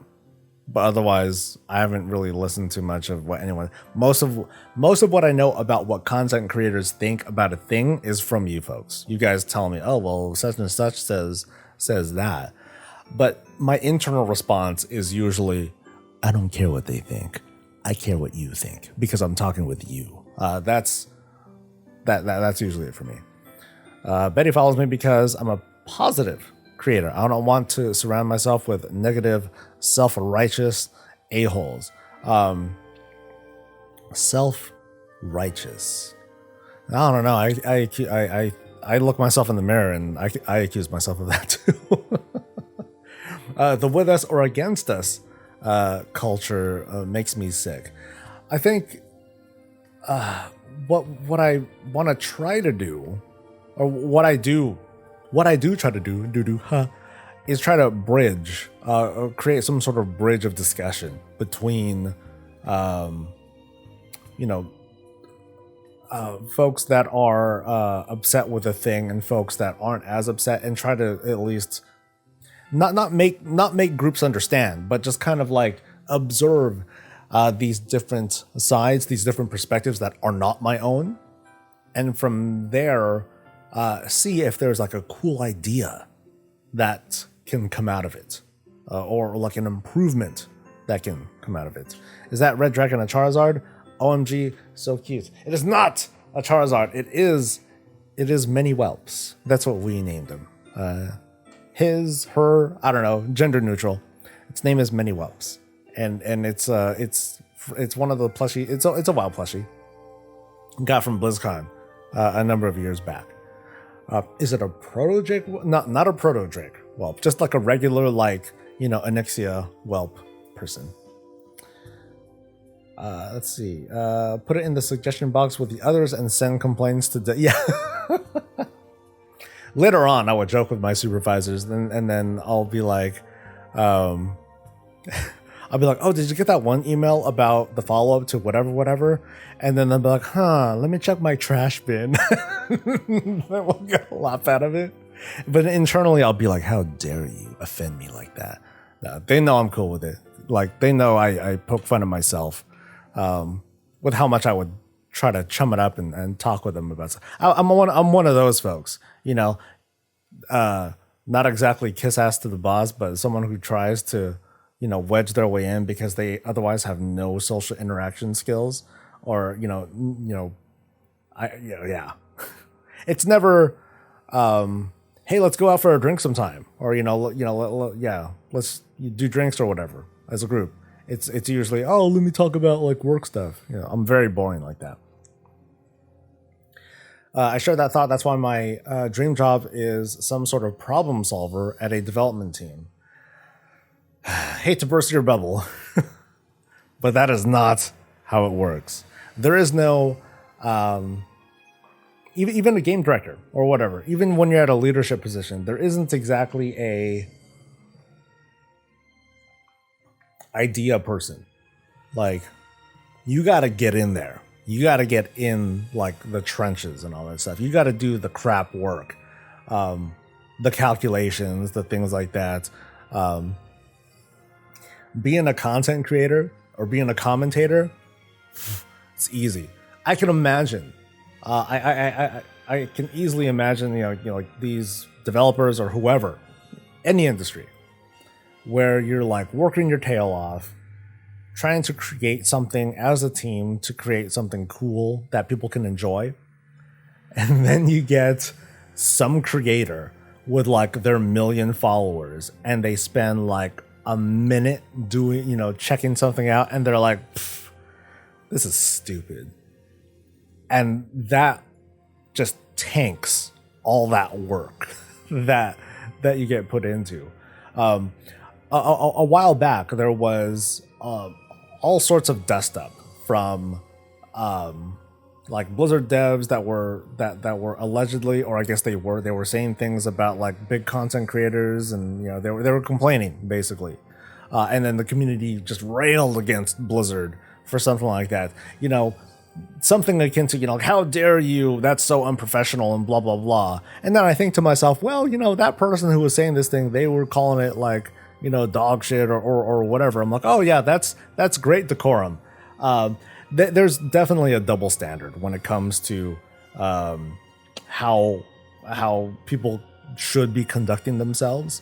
And we can easily write a narrative where the community demands professionalism from the developer, but we can treat them. But part of that is that we can treat them like doormats. We can say whatever we want because we're the consumer. We have the right. We pay our $15 a month, and we can say whatever. We can dunk on them all day because they're getting paid to play to make video games. Like it's so easy. And I feel compassion for that because I dip my toe into the other side. I know how soul crushing that can be. That's why whenever I think of like the phone thing with Wyatt Chang, I feel so bad. I feel so bad for that guy, and the therapy he probably had to go through to deal with that sort of thing. Okay, maybe there's no problem solver job. Are there any positions for someone who just runs everything, who just ruins everything? Runs or ruins? I think you made a really bad typo there, Somni.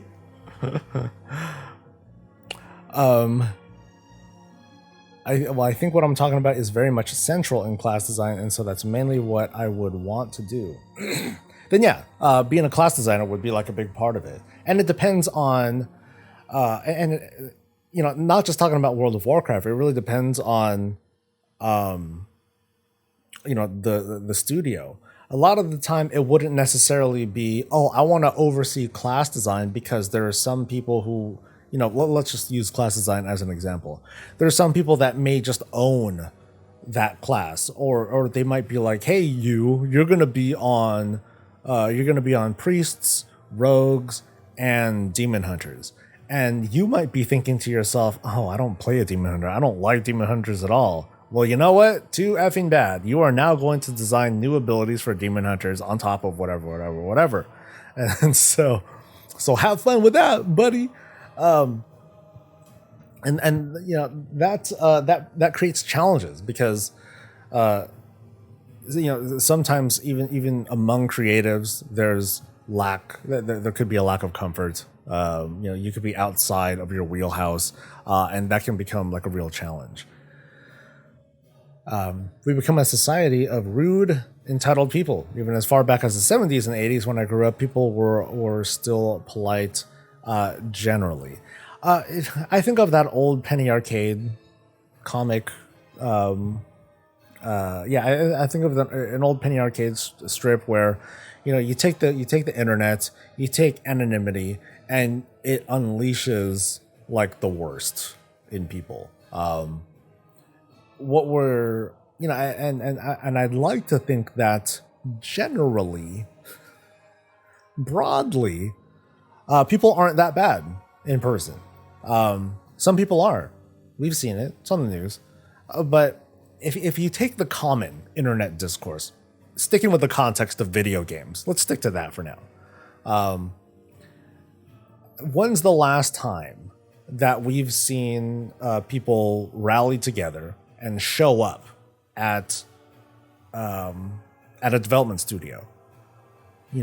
Pitchforks out, torches flaring up, people on camera giving their, getting on the news, talking about how this game is awful and blah, blah, blah. When's the last time we've seen it? I'm actually trying to think of something, but the whole point is you don't really, because the discourse is limited to forums, Twitter, social media, that sort of thing. And not all the time, with the exception of I guess Facebook, because people show their real names on Facebook. Not all the, very few times you'll see these people like really outwardly like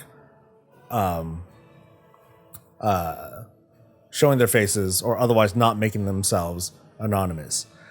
I feel like content creators kind of sort of insulate themselves by in one part claiming themselves to be a personality. Oh, that's just my personality. That's just how I am on camera. In real life, I'm much more polite and cordial and whatever, and that sort of thing, which weirds me out a little bit, because sometimes these big content creator personalities, and I'm definitely not naming names in this case, but some of them, they come off as, oh, I have no filter, which is another way of saying I'm going to be a dick. And this is my excuse, as if that works. Right. But it's the audience, it's the fans that echo those sorts of sentiments or feel empowered by those sentiments to be like, oh, I'm going to act out. Hell yeah. And I'm going to talk my smack, and it's fine, because that personality, they agree with me. He or she is like, with me on this. So I'm going to spout my stuff too. And thankfully, they're the face of it, not me. So I can even be more rabid about it and not care, because it's just me. I'm just one voice or whatever. But there's a lot of people like me, and he or she too. That's where a lot of that comes from, I think. The internet and the speed at which we can rally together or otherwise brigade a thing is so fast these days that it's hard to handle that sort of thing. And so that's why I'll never be big, because I don't really do that. Let's see. And again, like I'm not even bringing up anyone specific. I definitely don't mean to. Speaking of, so because some people are mentioning Asmongold, I did see, random thought, I saw that he's taking a break this week, and setting aside any thoughts that you have about him, fucking good, because streamers work hard. They work hard. Right now, I'll tell you this right now. I am expending extreme amounts of, how should I say this? I'm expending extreme amounts of social energy or mental energy whenever I stream, especially when I'm on camera, because I'm pushing back all sorts of anxieties. I'm fighting off all sorts of bits of self-esteem.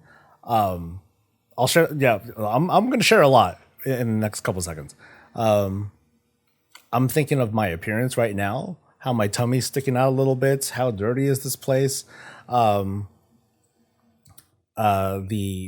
tone of my voice, the fact that I'm stuttering. It's very mentally draining when trying to interact, and there's no one around me. There's no audience around me. There's no one to I see chat, but I see no one nodding their head. If I tell a joke, I don't hear laughter.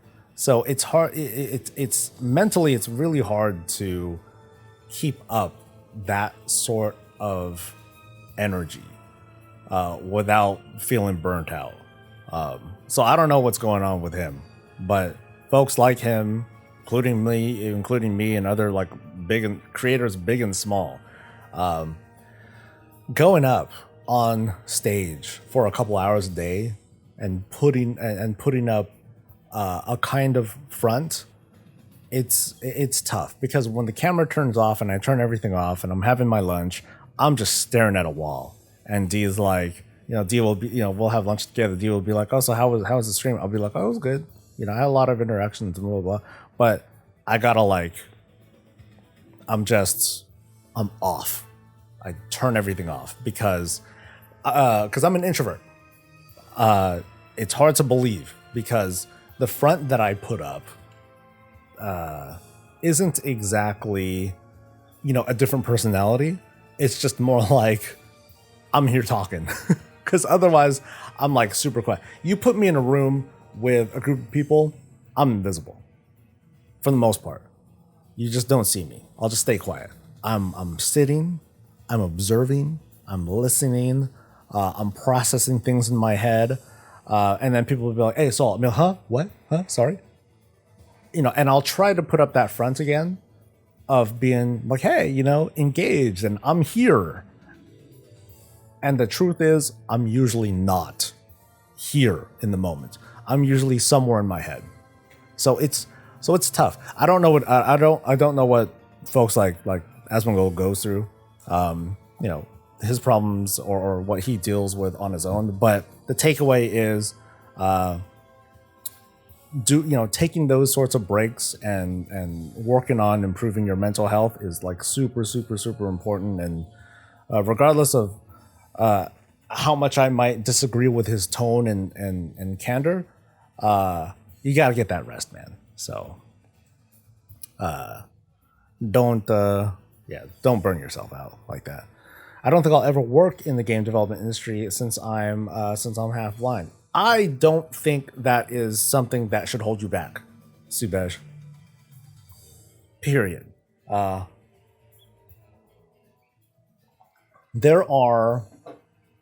think there are some great opportunities for people who have difficulties or disabilities. I truly don't believe that that necessarily stops you, because it doesn't stop you from playing games. Why should it stop you from creating them, right? If anything, there could be something, there could be a unique perspective that you can bring. So my suggestion to that thought is to reassess that thought and see where you can go from, there. And now you're staring at me. Streaming helped Kami face my anxiety, push through it. We're all just pixels. Fighting games help too. Go punch someone instead of and that anxiety, I've shared that in some previous video where I talked about grouping up with people and how I have a hard time dealing with that, and why I don't pug. I just stick around with guildmates and whatnot, because that stuff's scary. To be honest, I play games, cooperative games like World of Warcraft. I play with the intention of, having a good time, and part of having that good time is not screwing up. I don't like screwing up. I feel bad. I shouldn't feel as bad as I make myself. I beat myself up over it a lot. Whenever I screw up on something, it doesn't help when. It's fine when guildmates call me out, because I deserved it. Sometimes it can feel, sometimes the smack talk can feel more hurtful than I'm letting on.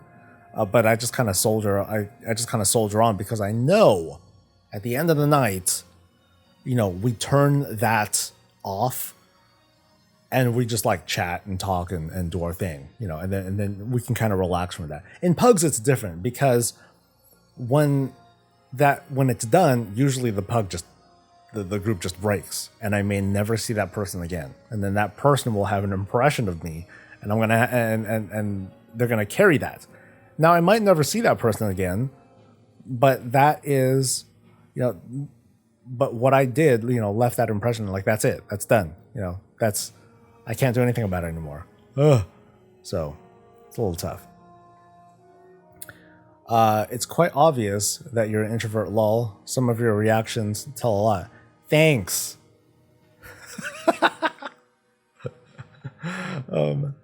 Let's see. This is how lots of creatives are. Our minds just think differently. As an introvert myself, I can tell.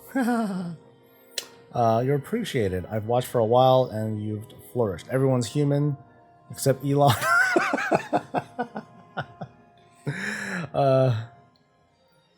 Let's see. And you're a cat.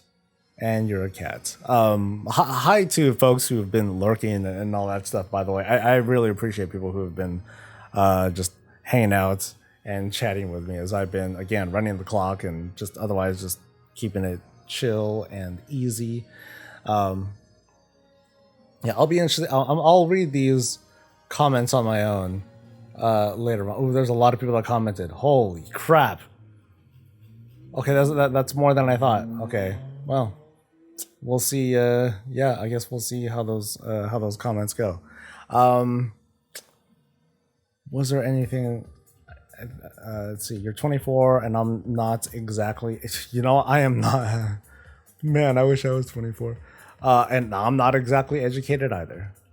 Believe me, I think that everyone's got the potential. They just got to be able to. They just need to find that thing. It's got to find that thing to motivate them, and then run with it. Okay, I think that's okay. There's nothing there, nothing there, nothing there. All right. So this was fun, and I do want to play video games. It's a bummer that WoW is not up. Ugh. I wanted to like check out like some of the new, not new stuff, but I wanted to see like how I would mess with my domination stuff. But I'm gonna step away for just a moment. My body's telling me to, hey, walk away for a little bit, okay? Yeah. See, Peter wanted to ask me, I have a holy paladin in my raid, right? No, we don't.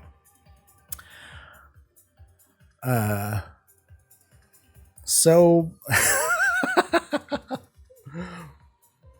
wow. First time chat from SoulSoBreezy. Let's go with that. You're now SoulSoBreezy. Say, how old is she? Okay, that's totally something else. Some of us are cats. Maybe you know what? Screw it.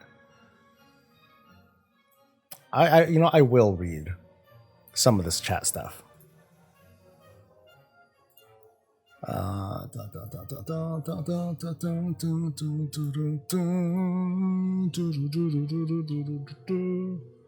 Okay, so let me move stuff around.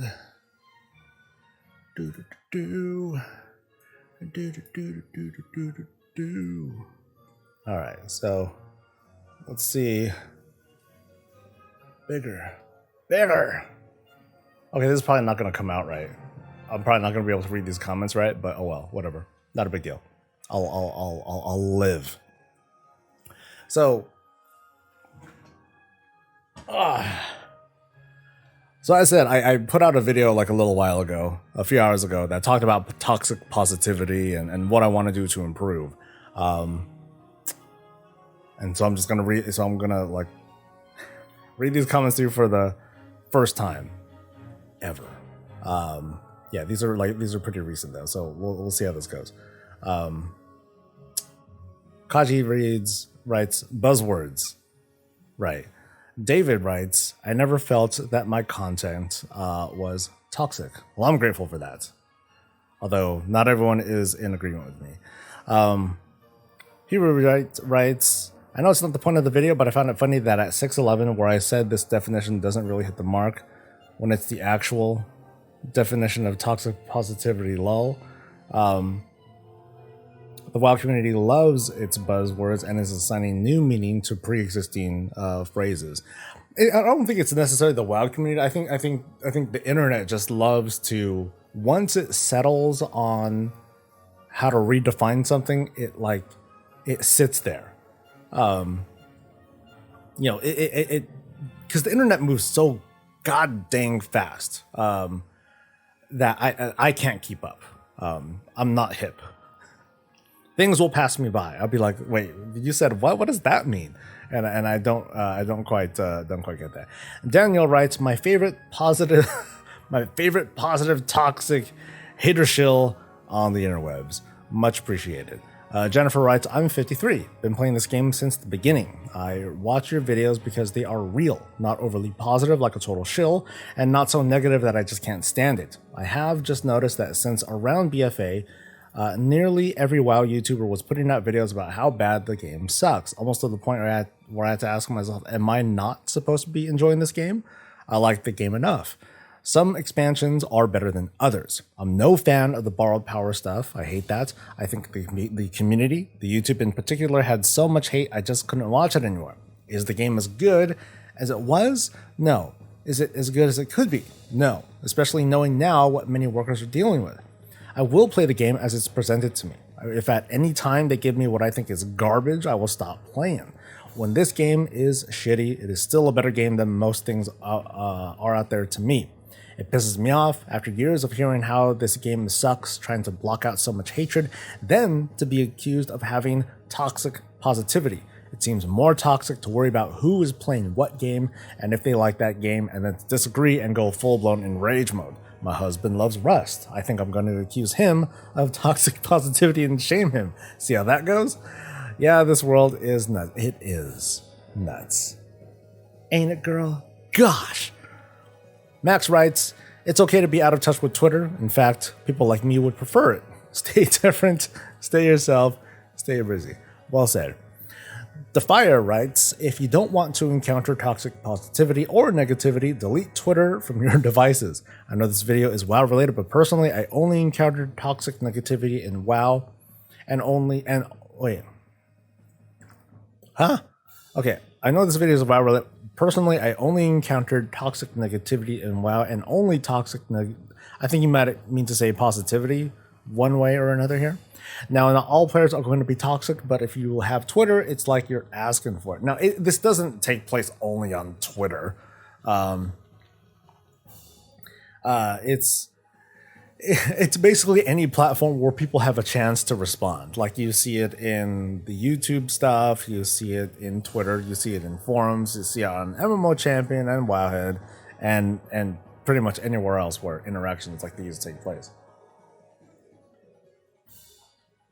Neo Magam writes, I see this come up a lot in Irrel politics, but the idea is that when a community becomes so heavily shifted to one perspective, then even the centrists become the radical other side. I think that is what is happening here. It's kind of like what I said about shifting the goalposts earlier. Toxic positivity would be only talking about the good parts of WoW and ignoring everything else. Toxic positivity would be ignoring anything happening with ABK since it's not part of the happy, wonderful world of Azeroth. Your channel barely qualifies as positive.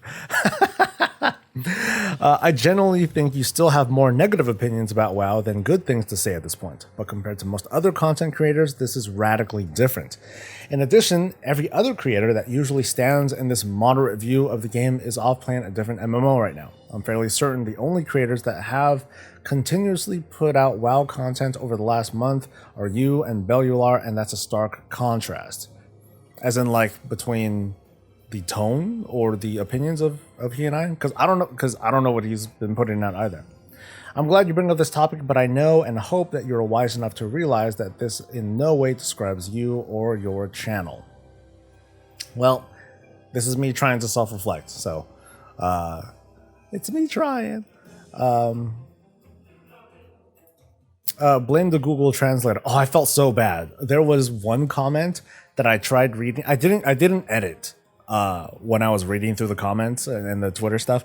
I felt really bad because there was one that I was just trying to read and I just couldn't understand it. And I presume it's because this person doesn't speak English as their primary language. And I looked at their feed later, this person's profile later, and like everything was in Spanish. I'm like, okay, well, that's probably why. Okay. Anyway. The only instance where you can see toxic positivity is in the We Happy Few game. We Happy Few. In fact, when you have been positive, you're taking a bad outcome and making something useful from it. Nowadays, people mistake feedback with criticism. Wait, that's the same thing. Maybe he meant to say mistake feedback with negativity or criticism with whatever. I think I get what he's saying, though, so that's cool. TC writes, I feel like in a work environment, toxic positivity can be seen more easily, and it's typically coming from the top. However, when it comes to discussion of a video game, I don't believe it is toxic positivity, just a variety of opinions from other people's perspective. I feel like people overuse the word and take away its actual power when it's tossed at everything that they disagree with. From my perspective, your channel comes from a place of being a guild leader with a healthy community that I play with, and that influences how you feel about the game, which is a completely valid viewpoint. I will say, if you're unhappy with the game and don't like the current state of things, maybe write down a list of things that bother you and at the Warcraft team, and then sub, because money talks and changes don't occur if you keep that sub rolling. Let's see, not sure who wrote it, saw on Reddit, but the question, has the player base generally liked the current expansion? MO, I say yes, but this answer probably changes widely with different players and when they started playing and other MMOs that they played. I think a lot of how people feel about WoW these days is, they think of not just the now. I mean, they bring up the now, but they also think of like all the negativity that is built up over the years because, oh, they've done this, they've done this, they've done this. It's a crap game, grr. And I think that's kind of the place that people are coming from. If we stick to just the context of Shadowlands and like the discourse and the things that I've been reading, if things have been coming out at a good pace, well, woulda, coulda, shoulda. If Shadowlands did come out on time, if there was no 905 patch, and if most of the things in the 915 were in at launch, then people would be like creaming their pants over this expansion. My prediction. It's one of those 1,000 cuts sort of things. It's just that there's so many other things that have been happening over the past year and some that have made the reception of Shadowlands just kind of get dragged through. What otherwise would have been great. Like, imagine being a Blizzard dev, you're making all these things, it's, all these cool ideas, and then boom, COVID, boom, lawsuit, boom, delays, and then from that, sacrifices that needed to be made, and that dragged the entire mood down. And that brings the players with them, I think. So what about the idea of WoW hitting the idea of a content maintenance mode with permanent class features, small things with each expansion, and then just expand the talent tree? I'm not sure about the talent tree, but I mean, the 0.5 patches tend to cover smaller things, additions, features, fixes, etc., etc., etc. This is going to be a long cut. This is pretty much the whole darn stream. People will find something else to complain about as we're all stressed about real life world events and looking for, again, we would find something else to complain about. Moylan did like Shadowlands until I hit the parts that were frustrating for me. I liked Path of Ascension, was miserable. It was rough for me until I finished it. When I finally finished it, felt good. That last fight, it was so nice. Anyway. The Mad Poet. I'm like, them ad poets? What? The Mad Poet writes, toxic positivity is not allowing negative feelings, trying to shut down any discussion that isn't positive. This is essentially what the developers have done for years. For example, Preach's entire last interview.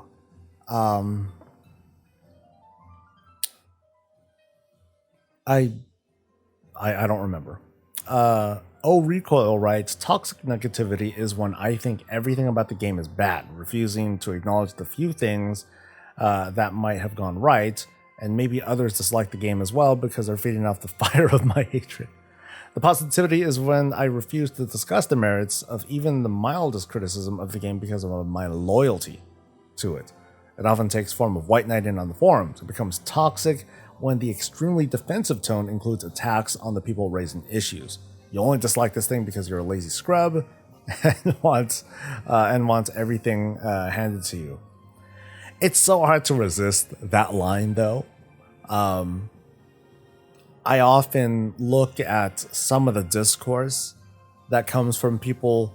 I think Max is the one that I think of most when it comes to that side of the discourse, because he does because he'll hop onto like tournament realms, or people who do the MDI. You know, they'll hop onto tournament realms and they're like, "Oh man, this is how the game should be," which is tantamount to saying that WoW should be just like Call of Duty, where you go to your character select screen, you have your character, they already have like max item level and whatever, you choose your loadout, you choose your game mode, like Mythic 15 Plaguefall, whatever, and then you log in into Plaguefall with your team, and then you do your content, you're done, you go back to the lobby. That's obviously extreme, but the energy that I get from that side of the community, it hints that if the game was like that, then they would be happy, and that makes me kind of like, huh. Actually, Disciple of Humility is the harder one. Hold, Master of the Path is not as bad as you think. All right. Ameterless, I can't pronounce it. Toxic positivity are the rose-colored goggles the community has about Legion, because it was the least bad expansion in the last 4 expansions. Hot take: Legion pissed me off in a lot of ways. I found that to be much more alt unfriendly than Shadowlands because of the requirements to do the campaign to get like the relic slots and the other features, and the RNG legendaries. Those things made it really rough for me to want to even attempt to make alts. It was rough. Relics. Ugh. Steve K writes, the only thing that comes to my mind are Taliesin and Neville streams. I love the videos, but it feels like they would burn me at the stake for my ideals. They are positive with their ideas, but they are toxic as fuck to any other ideals. Being positive towards your ideals, but toxic to anyone who disagrees or wants to discuss. I've never watched his streams. A lot of the time is, at least before, a lot of times because we would stream at around the same time, so I don't know. But I recall that Taliesin brings a lot of politics, UK politics, into his streams, and so I'm like, oh, that's outside of my wheelhouse. I got nothing on that. Let's see. I don't believe in toxic positivity, mainly because the only times I've seen it used is in response to people saying stop threatening and harassing Blizzard developers and employees. How is telling someone to not harass people toxic? It's a lot. It's nuanced, and it's not something that's used that's used too often. But I think I gave my long description, but it sums up to kind of the same difference as the negativity. It's just trash talking and trying to dismiss or belittle or silence people who have not so glowing things to say about the game.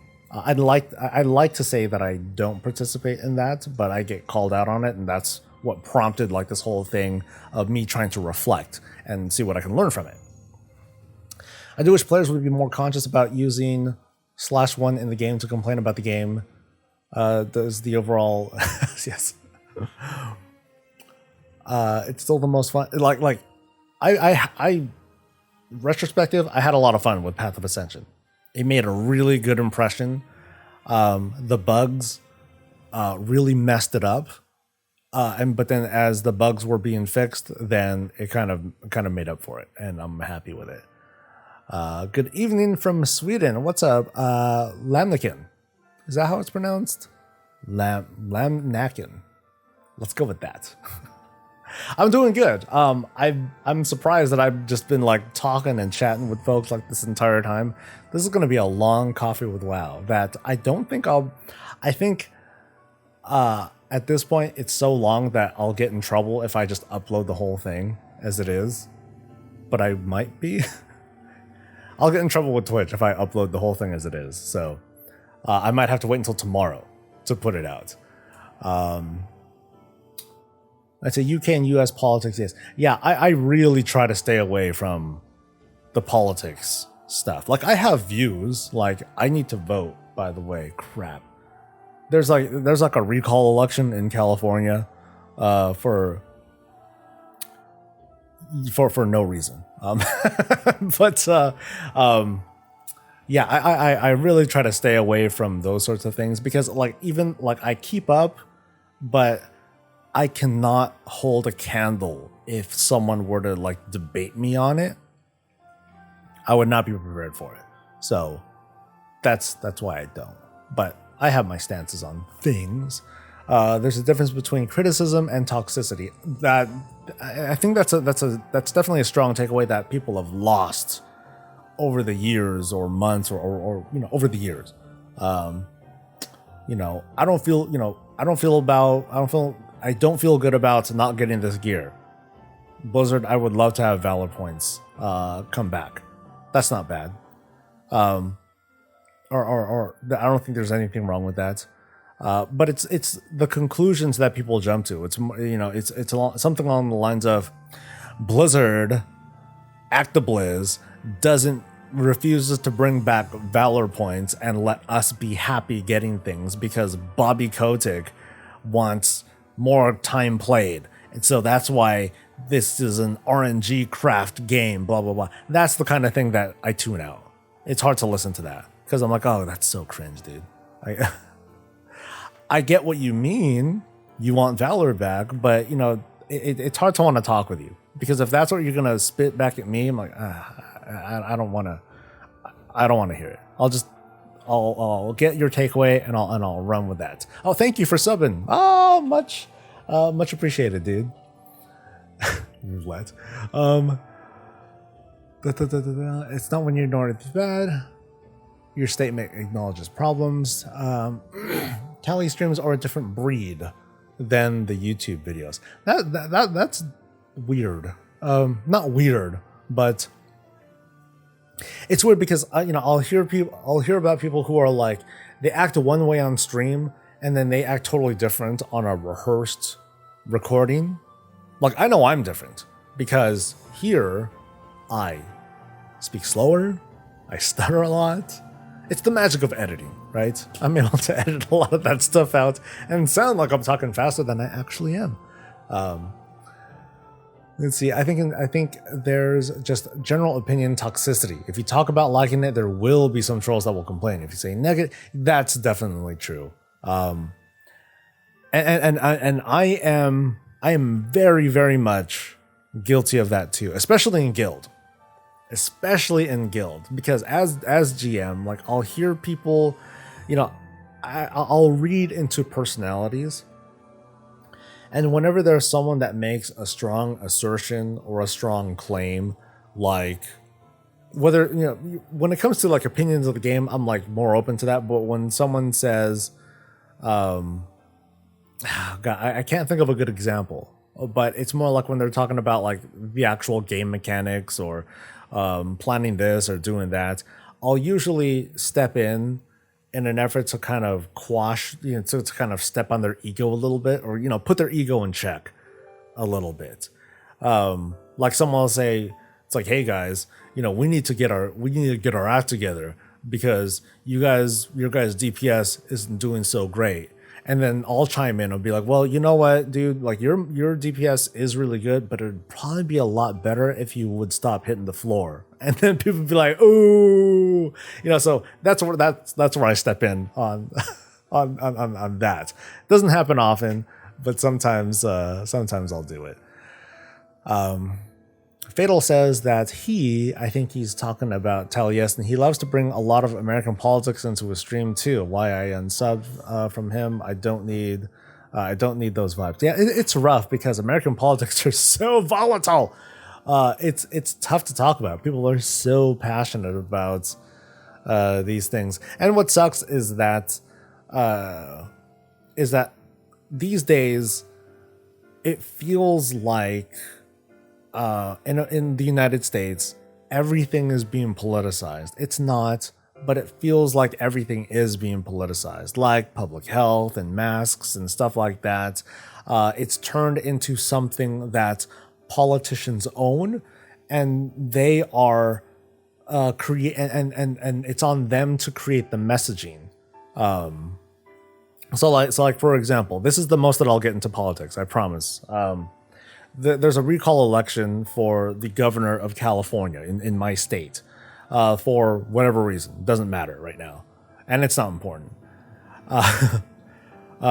Right now, there are initiatives that are being suggested in the state legislature to have stricter mask mandates or vaccine mandates, things that at least are being messaged out as things that promote public health. However, because there's a recall election going on, the governor is hesitant to act on those sorts of things because he's afraid that it's going to galvanize his opponents, and that will lead to him being ousted.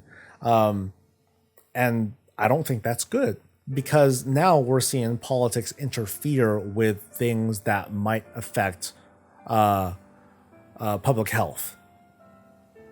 And that's where I'm going to draw the line. I'm not going to talk about more on that. But the only takeaway is like, yeah, politics is a real mess in the United States. Let's see, man, if you are reading public channels, you are just throwing yourself into the fire of the internet. It's no different than a form. I like political discussions, but I have to be in the mood. It can get rough on his stream depending on the chat. I think that's just tough. I mean, it's endless content because there's endless debates going on with that. But it's not something that interests me, because talking about those things, like even when talking with D, it gets hard because this is real shit, right? It's not just a video game. This is like stuff that can really affect us, our livelihoods, taxes, et cetera, et cetera, et cetera. And so it's hard to come from a good place with discussion on that, because I'll come out of it feeling so drained. Like we're talking about all this depressing stuff. People seem to think saying that you suck at your job and you should be fired is somehow criticism. Lol. Oh yeah, that's more than true. Is Bob the parody voice of the of the forums? Yes. You would think that you would be your best self on stream. No, it's not. It's not. I think we've learned, just looking at Twitch, for example, I think we've learned that there are some people that want to conduct themselves in the best light in stream, but that doesn't necessarily translate into ratings and traffic and subs and viewers and tips and etc.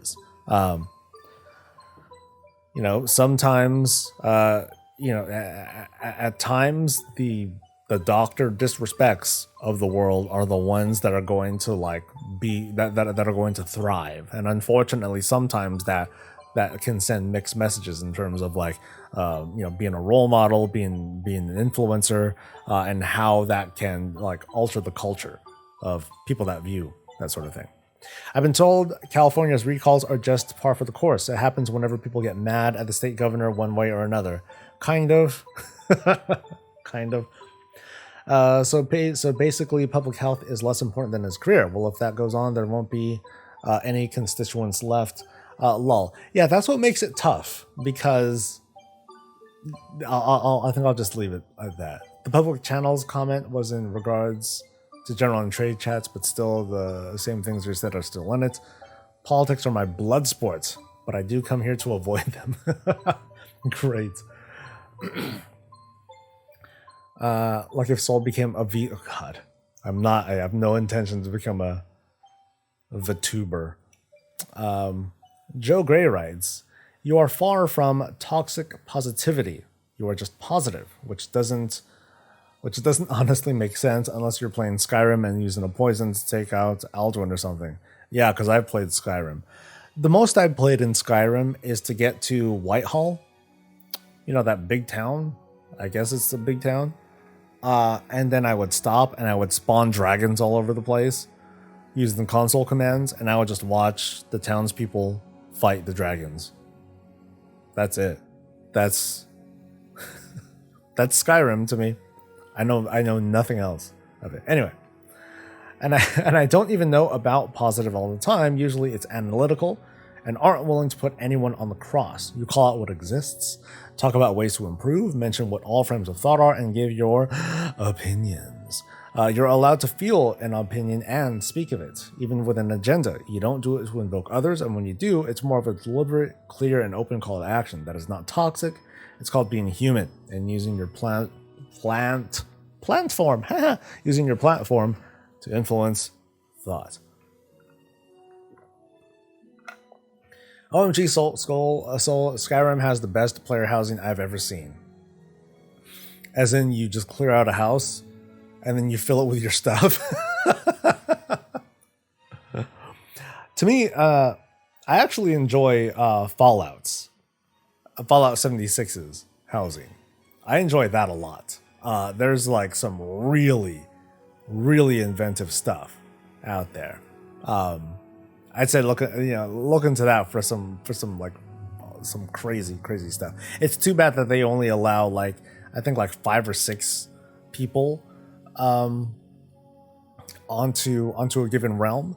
But I think they handle it pretty well, where you log in and hopefully your house isn't on top of someone else's. And if it is, then the game will alert you and say, oh, we can pack up your house, or you can choose a different random instance or whatever to hop into. You're like, yeah, okay, cool. And then you can have your cool little mansion thing with turrets all over the place. Let's see, Fallout 4 player housing was my jam. I liked 4 as well. Yeah, places to grow herb gardens or a blacksmith, and they had plots for. Oh, okay. So, that's right.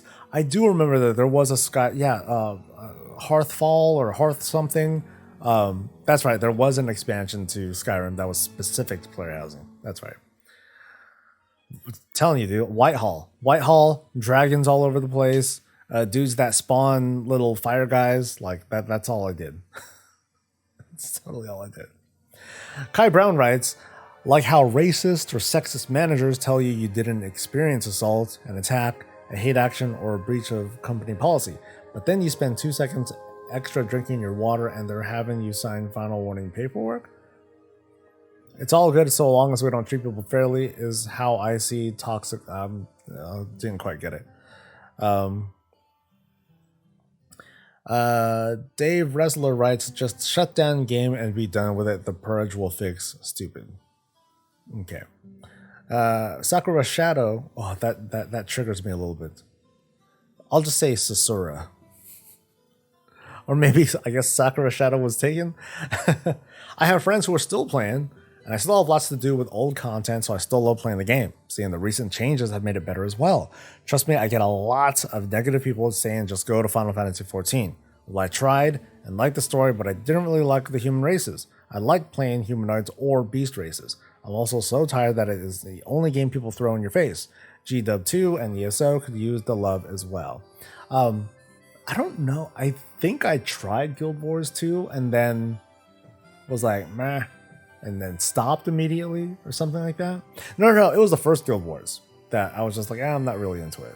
I think I watched friends playing Guild Wars 2. I'm like, oh, that looks cool. Maybe I'll pick it up sometime. And years went by. Ben Funk writes, I feel like sometimes you tend to talk issues good.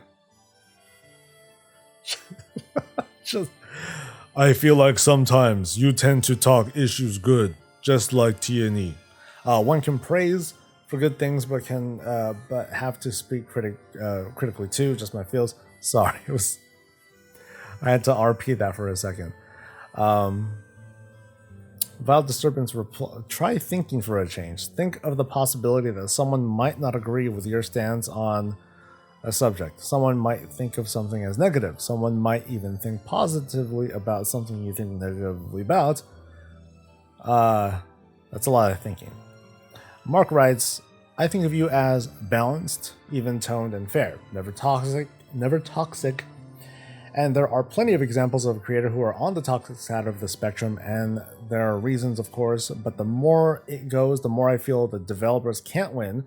There is really no move they can make to calm those. No changes or nothing. Can you really say that you're giving constructive criticism when you act as if there is no chance things will ever improve? Kind of, I get that a lot. I notice that a lot too. Like there are, it's just the general, I'm upset about the game. And even if they were to give us the moon and stars, it doesn't matter. They should have done it before. I'm still going to be upset about it.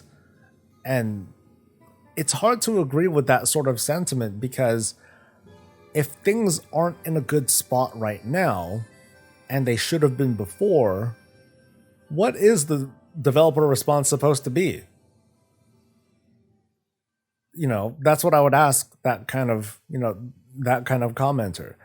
It should have been done earlier. Okay, well, what do you suggest we do now? Well, I suggest that they do better next time, or that they don't do it again. I'm like, okay, so we want to move forward, right? Like, don't you want to be in a happier place? Right? Go happy. Go on. Do your thing. Go off on an adventure. I know you want to. You got your butt out. There we go.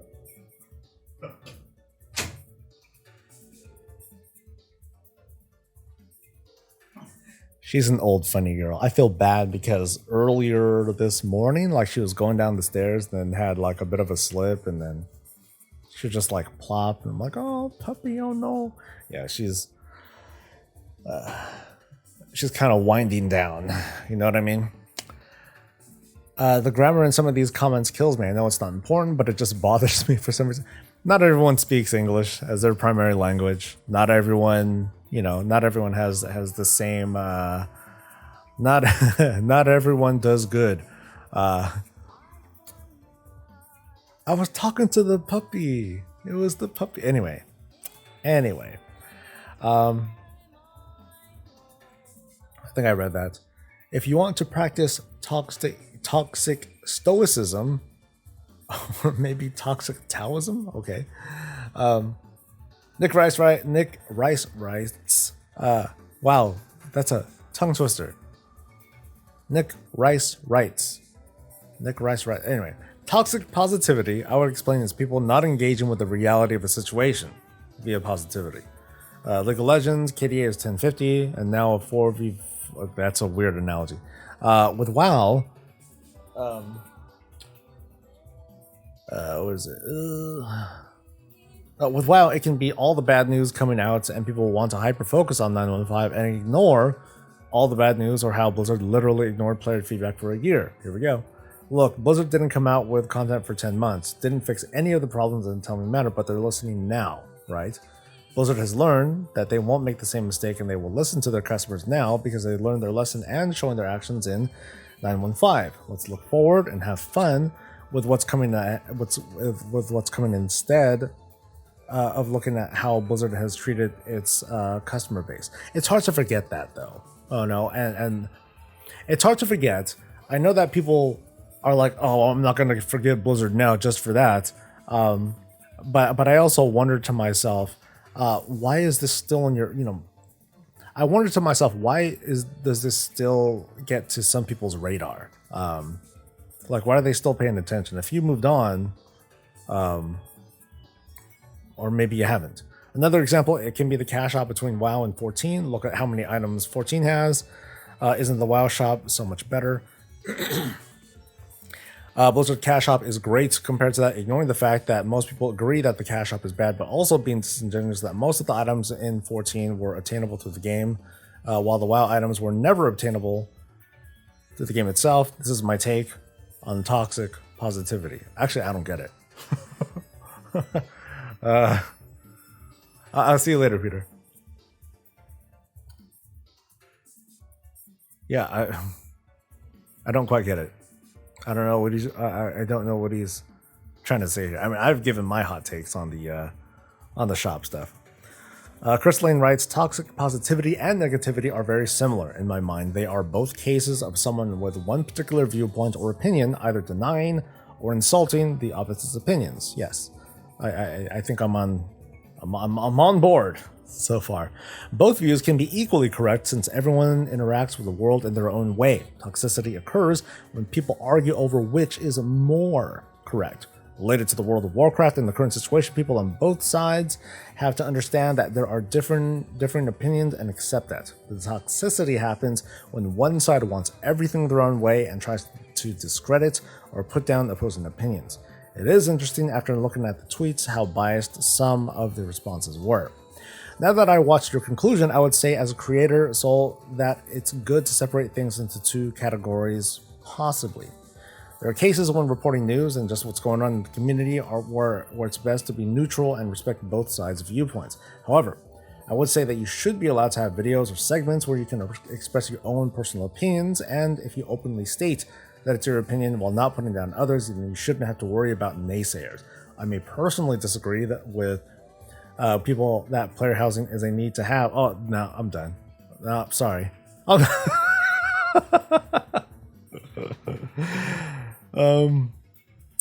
But I understand that there is a group of people out there who that would enjoy immensely, and it would probably be a good idea for the developers to put it in the game. I know that you love when people bring up Taliesin. Is that sarcasm? I know you love when people bring up Taliesin and Nevitel, but in a recent video I watched of theirs, Taliesin came out and clearly stated that he personally enjoyed the Covenants being exclusive at the start of the expansion. He clearly stated that it was his personal opinion and said that the other views were equally correct, and I think a person cannot get angry with that or call it toxic positivity. The shit show part of the videos was obviously satire, and I have no problem with it because as with all comedy, it's a slippery slope. I don't get why WoW is compared to 14. They're two different games. I mean, definitely after playing through like the MSQ, they feel very different. It's a great, what I've mostly experienced in 14 has been like what I would consider the offline version of it, which is the MSQ and crafting. Yeah, and I don't really consider that as like the MMO side of things. In fact, I'm not, I still need to figure out, apart from like raids, what is the MMO side of 14? Or otherwise, am I paying $15 to play what is mostly offline content for me at least? So I don't know, whatever. Tough Love writes, I don't think you have this toxic positivity, but I'm still not exactly sure what is meant by it. I agree that it is probably mostly used by people who are generally toxic and are being met with comments about why they are trolling or being so negative or pushy or mean or etc. I agree with some of the comments in the video that it is probably the creation of an environment that doesn't allow negative discourse. I know people who are like this. They can't have a negative conversation about anything. So in a way, they are resisting any resistance. The primary emotion associated with positive toxicity is fear, namely that their worldview is not accurate. Antonio Silva writes, toxic positivity equates to seeing the world in rose-tinted goggles while performing the meme, everything is fine, while the world is burning. Golden Saucer, lol. Never been in there. Never been in the Golden Saucer. No, MSQ never led me there, so I've never gone in. Let me break it down. Big Man writes, let me break it down in terms of video content. Toxic positivity is those who talk about the positives of a subject more than the negative, and the opposite. That feels very simplistic. Plus, it's based on the one person's thoughts, and the opposing person may be bashing their opinion on feelings rather than thoughts. I should go to the Golden Saucer just to see the pretty lights? Maybe. Keith B writes, your videos are toxic because people use words that they hear but don't understand. Much of the WoW community and humanity in general will go to a sandwich shop and order a turkey sandwich.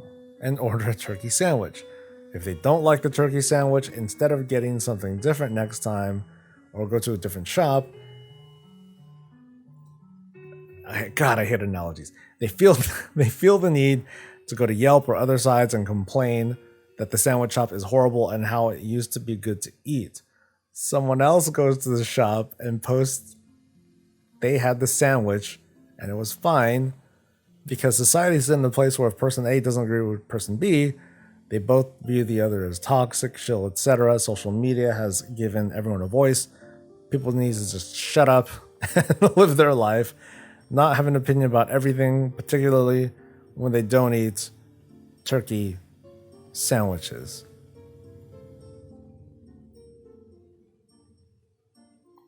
What? Dude, first sentence says, my videos are toxic because people use words they hear but don't understand. And then the rest of it goes to a sandwich analogy that I sort of understand, but not really. I'm just gonna move on. Mad Caliber writes, I think we must first have a clear definition of toxicity before we start to classify them as either on the positive or negative side of the scale. Toxins? Dude, where are we going, guys?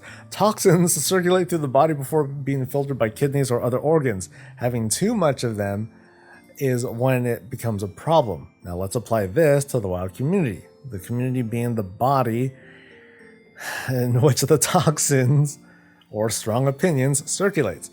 Now, with the body and toxins, this only becomes a problem if there is too much of the same, barring the natural filtering process and poisoning the body/community. So if someone with any kind of influence is destroying or praising the game without encouraging discussion, only feeding hate or blind positivism to his audience, that is toxicity. Nurturing that kind of environment in the comments or Twitch is also toxicity. You need to tell your audience where you stand, but allow them to make their own mind too. You need to balance things and enable the filtering process or discussion to take place no matter where people stand. No one is a moron for being negative or positive. Edit, I'm talking in general here, not about you, because you're always trying to learn from others and encourage discussion. Thanks, man.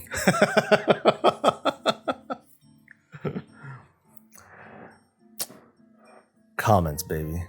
Comments.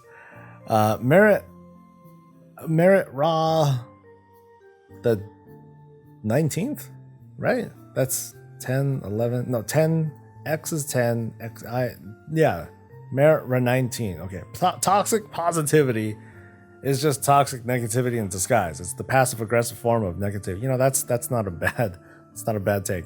Kippy writes, honestly, it's a difficult topic because it's not fully defined. Toxic positivity is mostly a disproportionate positive response to events, like being far too defensive about something such that you've become offended yourself. Tack Blades writes, have you ever been told that you tend to overanalyze things? Well, as a commentator, that's fine. Jordan Zill writes, positive toxicity is that you are wrong for not enjoying the thing that I like. Negative toxicity is the other thing, or something like that.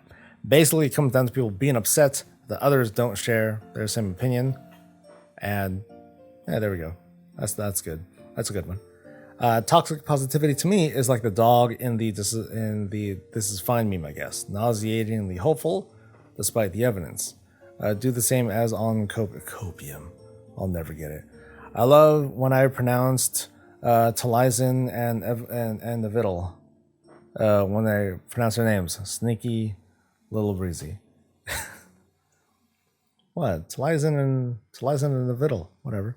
Toxic positivity, as far as WoW is concerned, is the inability to criticize or understand the negative about the product, and have no ability to even see criticism about WoW. Very similar to positive toxicity. Woohoo!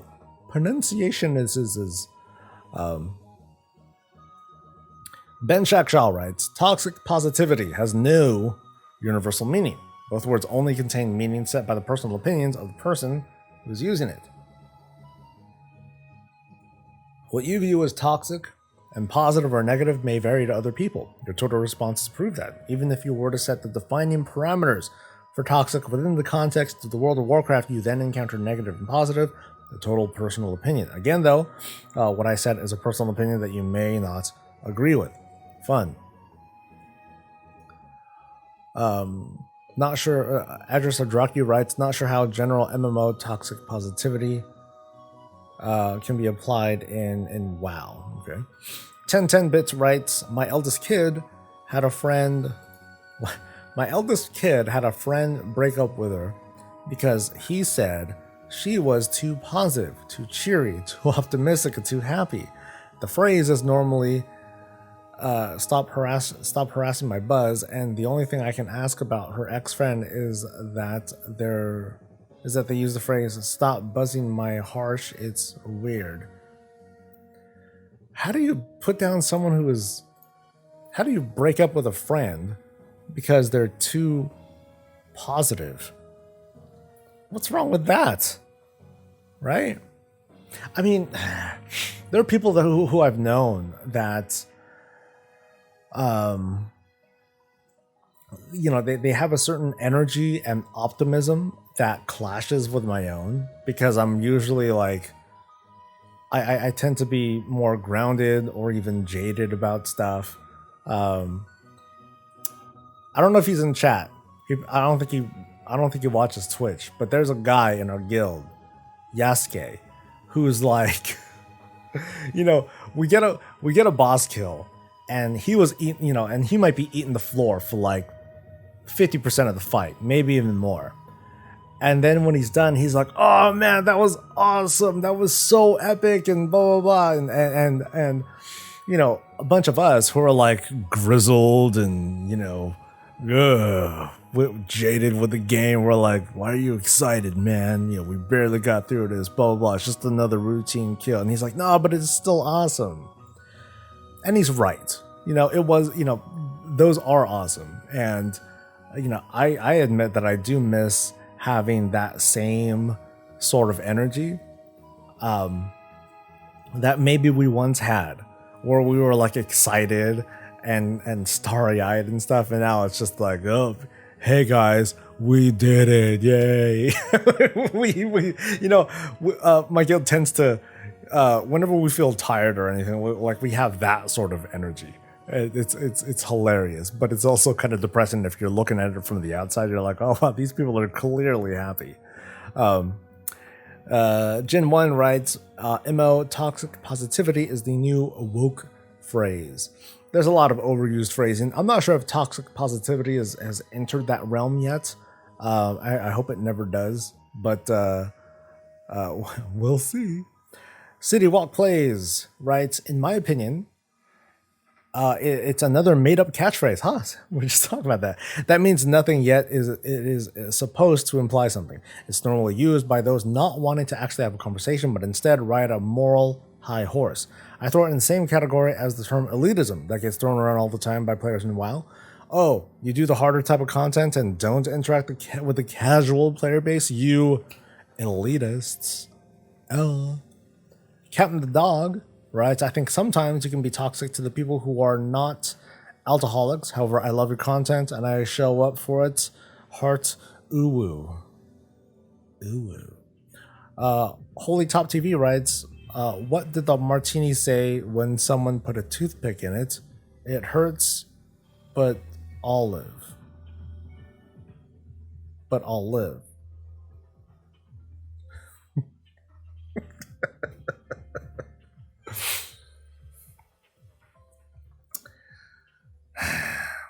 Characters. Antipants writes, I rarely comment on videos, but I just want you to know that I don't think you exhibit toxic positivity. I like you and Talizen and the Viddle because you acknowledge when things are bad without sounding apocalyptic. Yay. I'm so glad I'm not the only one. not to take away, but I've also recently described a Kraken latte. She's the gold maker. She's loads of fun, and you have something to entertain you while waiting for more content from these guys. And let's not forget Hazel. Yay. Long Wilderness Walk. These are some interesting ass names. Coming to Killer writes, I'm generally of the opinion that you shouldn't worry about things because worrying isn't exactly helping anything. I have some crazy anxiety, so this helps me personally keep level. It irritates the F out of my boyfriend sometimes too. Like I'll sit near the engine on the plane because, oh well, if it explodes, I'll go I'll go fast. You know what? This is weirdly personal. I just found out over the weekend that my dad has been using Xanax for the past 40 years. I never knew that he had anxiety problems. I never looked at his pills, but I never knew that he had that. I'm like, oh wow. No wonder he always seems like so not weirded out, but you know, I can't even say that because that's how I always knew my dad. But it turns out dad was always on Xanax, and now he's like super old, and they're finally gonna get him off of it. So I hope that he's okay. Anyway, I forgot why I brought that up, but something anxiety, right? Let's see. Did I read that earlier comment? Yeah, long wilderness walks. Okay, everything today is toxic. The term is overused. Just live your life, and if you enjoy something, enjoy it. If you hate it, and be vocal. I don't see the issue here. No one is accountable for their feelings, yet society sure tries to hold them accountable. This didn't do anything for me other than annoy me. Well, sorry for trying to learn. Toxicity. Ovist Small writes, it could be that despite most new players not having not played through most of the older content, or players that haven't gotten around to understanding the notions, that there is very few and little to the game in the way that for most of the player base that have been with the game for a long time had already... Oh, this is a long sentence. Not everyone understands, it sounds like. I can tell that I can feel a modicum of this just yesterday when I had completed the Riches of Pandaria achievement and collected several of the more rare mounts and collections, and that now I was absolutely bored and had started to feel that there was nothing truly to do until the next patch. People tend to use copium as a means to try and explain the sorts of bored people that struggle to find a way to continue on in the game, and I feel that Nice, a warrior seeking to become the game's best tank, and from the old Machinima survival Stranglethorn Vale, said it best. He's quoting a Machinima? Okay. And I find myself asking, what's the point of it all? So we kill the boss, all I did was stand there and get hit, so I get better gear. For what? So I can get let an even stronger guy hit me? It never ends. When people brag about killing a raid boss, all I can say is that I stood there and got hit while he died. What event in my childhood caused me to choose this path? Weird. This guy's going down a weird path. Then there's the constant facts and desires that you and Bellular keep bringing up that WoW needs to get some more content tailored towards the RP crowd in the form of player housing. We need Blizzard to finally satisfy that player housing itch of ours in order to make the game feel less of a competitive grind and more like an actual role-playing game than being what than it was being touted as. I feel there's a tip of the tongue thing here. I feel like one of the paradigm shifts or mandates. I use that word a lot. Mandates. I feel like one of the central mandates for WoW should kind of move away from, hey, I want to get to max level and beat these challenges and kill these bad guys and get this loot. As opposed to, I want the world of Warcraft to be a place to not beat or complete, but to live in. Does that make sense? Sort of, maybe kind of. Um, da, da, da, da, da, da.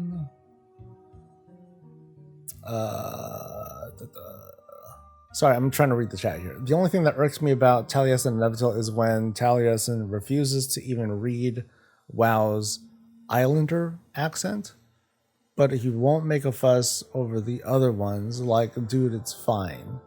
I don't get it. Dude. Oh, like the troll accents?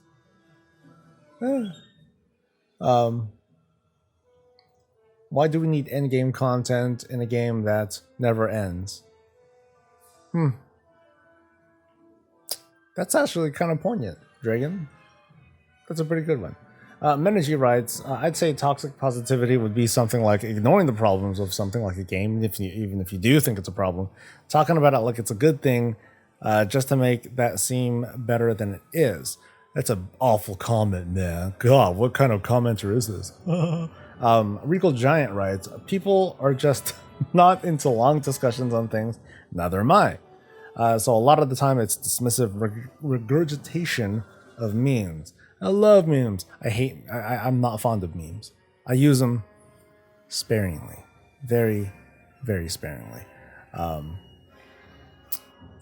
It probably means that you don't enforce change by being fine with the game and in its current state. Some of my friends, for example, made classic TVC worse for me by buying the Dark Portal Pass. In my mind, they ruined the game a bit by not minding and buying the mount / boosts. I think that's probably a conversation thread that I don't need to get into. Copium actually has a definitive meaning. What are you on? Copium? I was used wrong. Damn it. It basically means that someone denies reality or still... I read the definition, but I just can't get the use of it. I just can't get... don't understand how to use it. And I think that's it. Those are all the comments on this thing. Yay! Whew. I also went into that and got mounts and cosmetics. Sounds like jealousy to me. I'm going to go back to that quote. Why do we need endgame content in a game that never ends? What was it that I said before?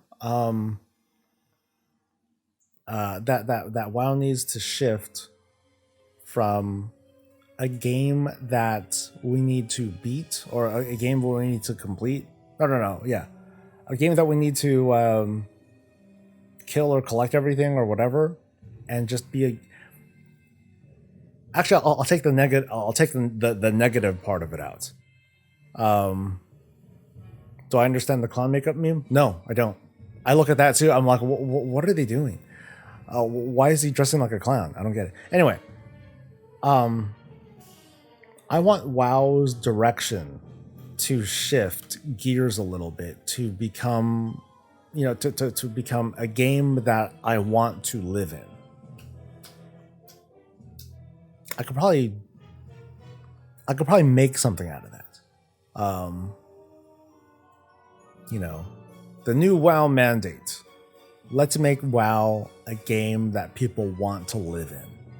Right? Very vague. It means all sorts of things. All sorts of things that we'll disagree on and that sort of thing. And what that means too, it does not mean that WoW should stop moving forward in its narrative. But I do feel like WoW should also be present, work in the present too. Like in the 10.0 expansion, yeah, sure, there's going to be like a big bad. There's going to be a dude to fight, dudettes to fight, and the end of everything. I don't know. There's going to be something to fight. But why can't there also be a quest line in Outland? Stuff to do there. Reasons to go back there.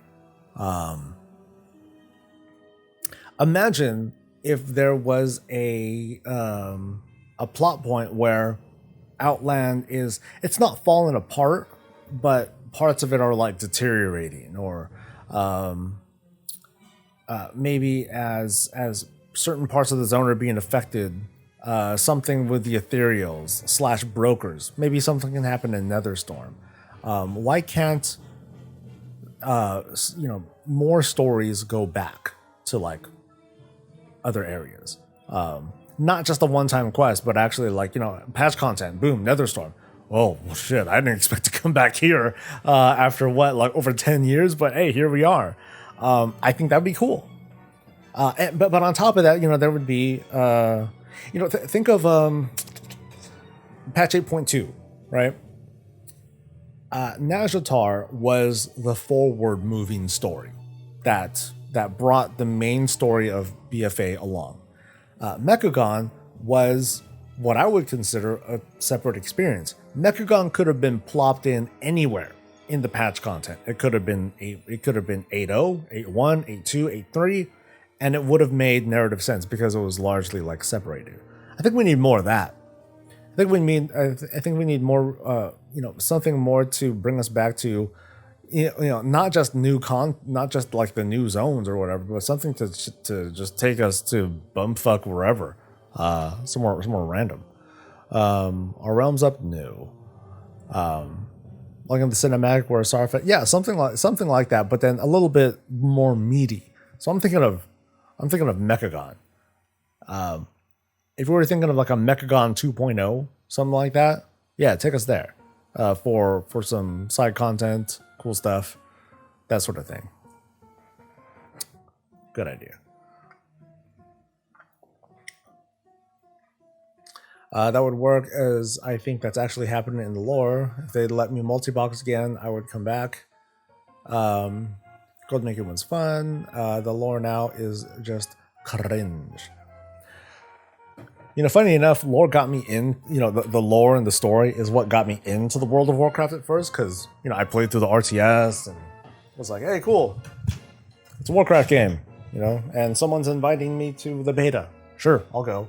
But I would say that it doesn't keep me. I'm not playing for, oh my god, the compelling story, blah, blah, blah. I think I talked about this earlier. Like, I'm more interested in the story that I make for myself when I'm doing group content, when I'm doing stuff with my friends and what have you, and overcoming those challenges. To me, that's the lore. The lore of the World of Warcraft isn't the lore of the World of Warcraft. It's the lore of Prisoners of Warcraft. That's the name of my guild. That is the story of my game experience, not whatever the Blizzard writers did. To me, it's the founding of the guild in Burning Crusade. It is the kind of dismantling. My first big decision as guild leader was to leave the guild and have everyone move over and merge with another guild, which was a terrible mistake. It's Cataclysm when I was presented with a choice to either change the dynamic of the guild or sacrifice three or four of our best people because they wanted to basically take control of the guild. So it was either kick them out, or let them encroach and otherwise take over. And I made a decision, and obviously I kept the guild. So it's that. It's I'm trying to think of mists now, but it's my but those are like things that come to mind. To me, that's the story. To me, it's that lore, and it's unique to me. It's a lot of fun. I like doing it. I almost feel like because of my age, I'm not gonna be able to get that sort of experience again in an MMO. I really feel like I'm not gonna have the patience for that. So people will call that what do they call it? Sunk cost fallacy or whatever. That's why you're still playing the World of Warcraft, because you put so much time into it and blah blah blah. But I don't think it's necessarily a fallacy. It's just life, And once you invested into this thing for so long, chances are pretty good that trying to make that investment again isn't going to work out because you're not young anymore. You don't treat you don't exactly treat the game or treat whatever game the same way that you would. But you might.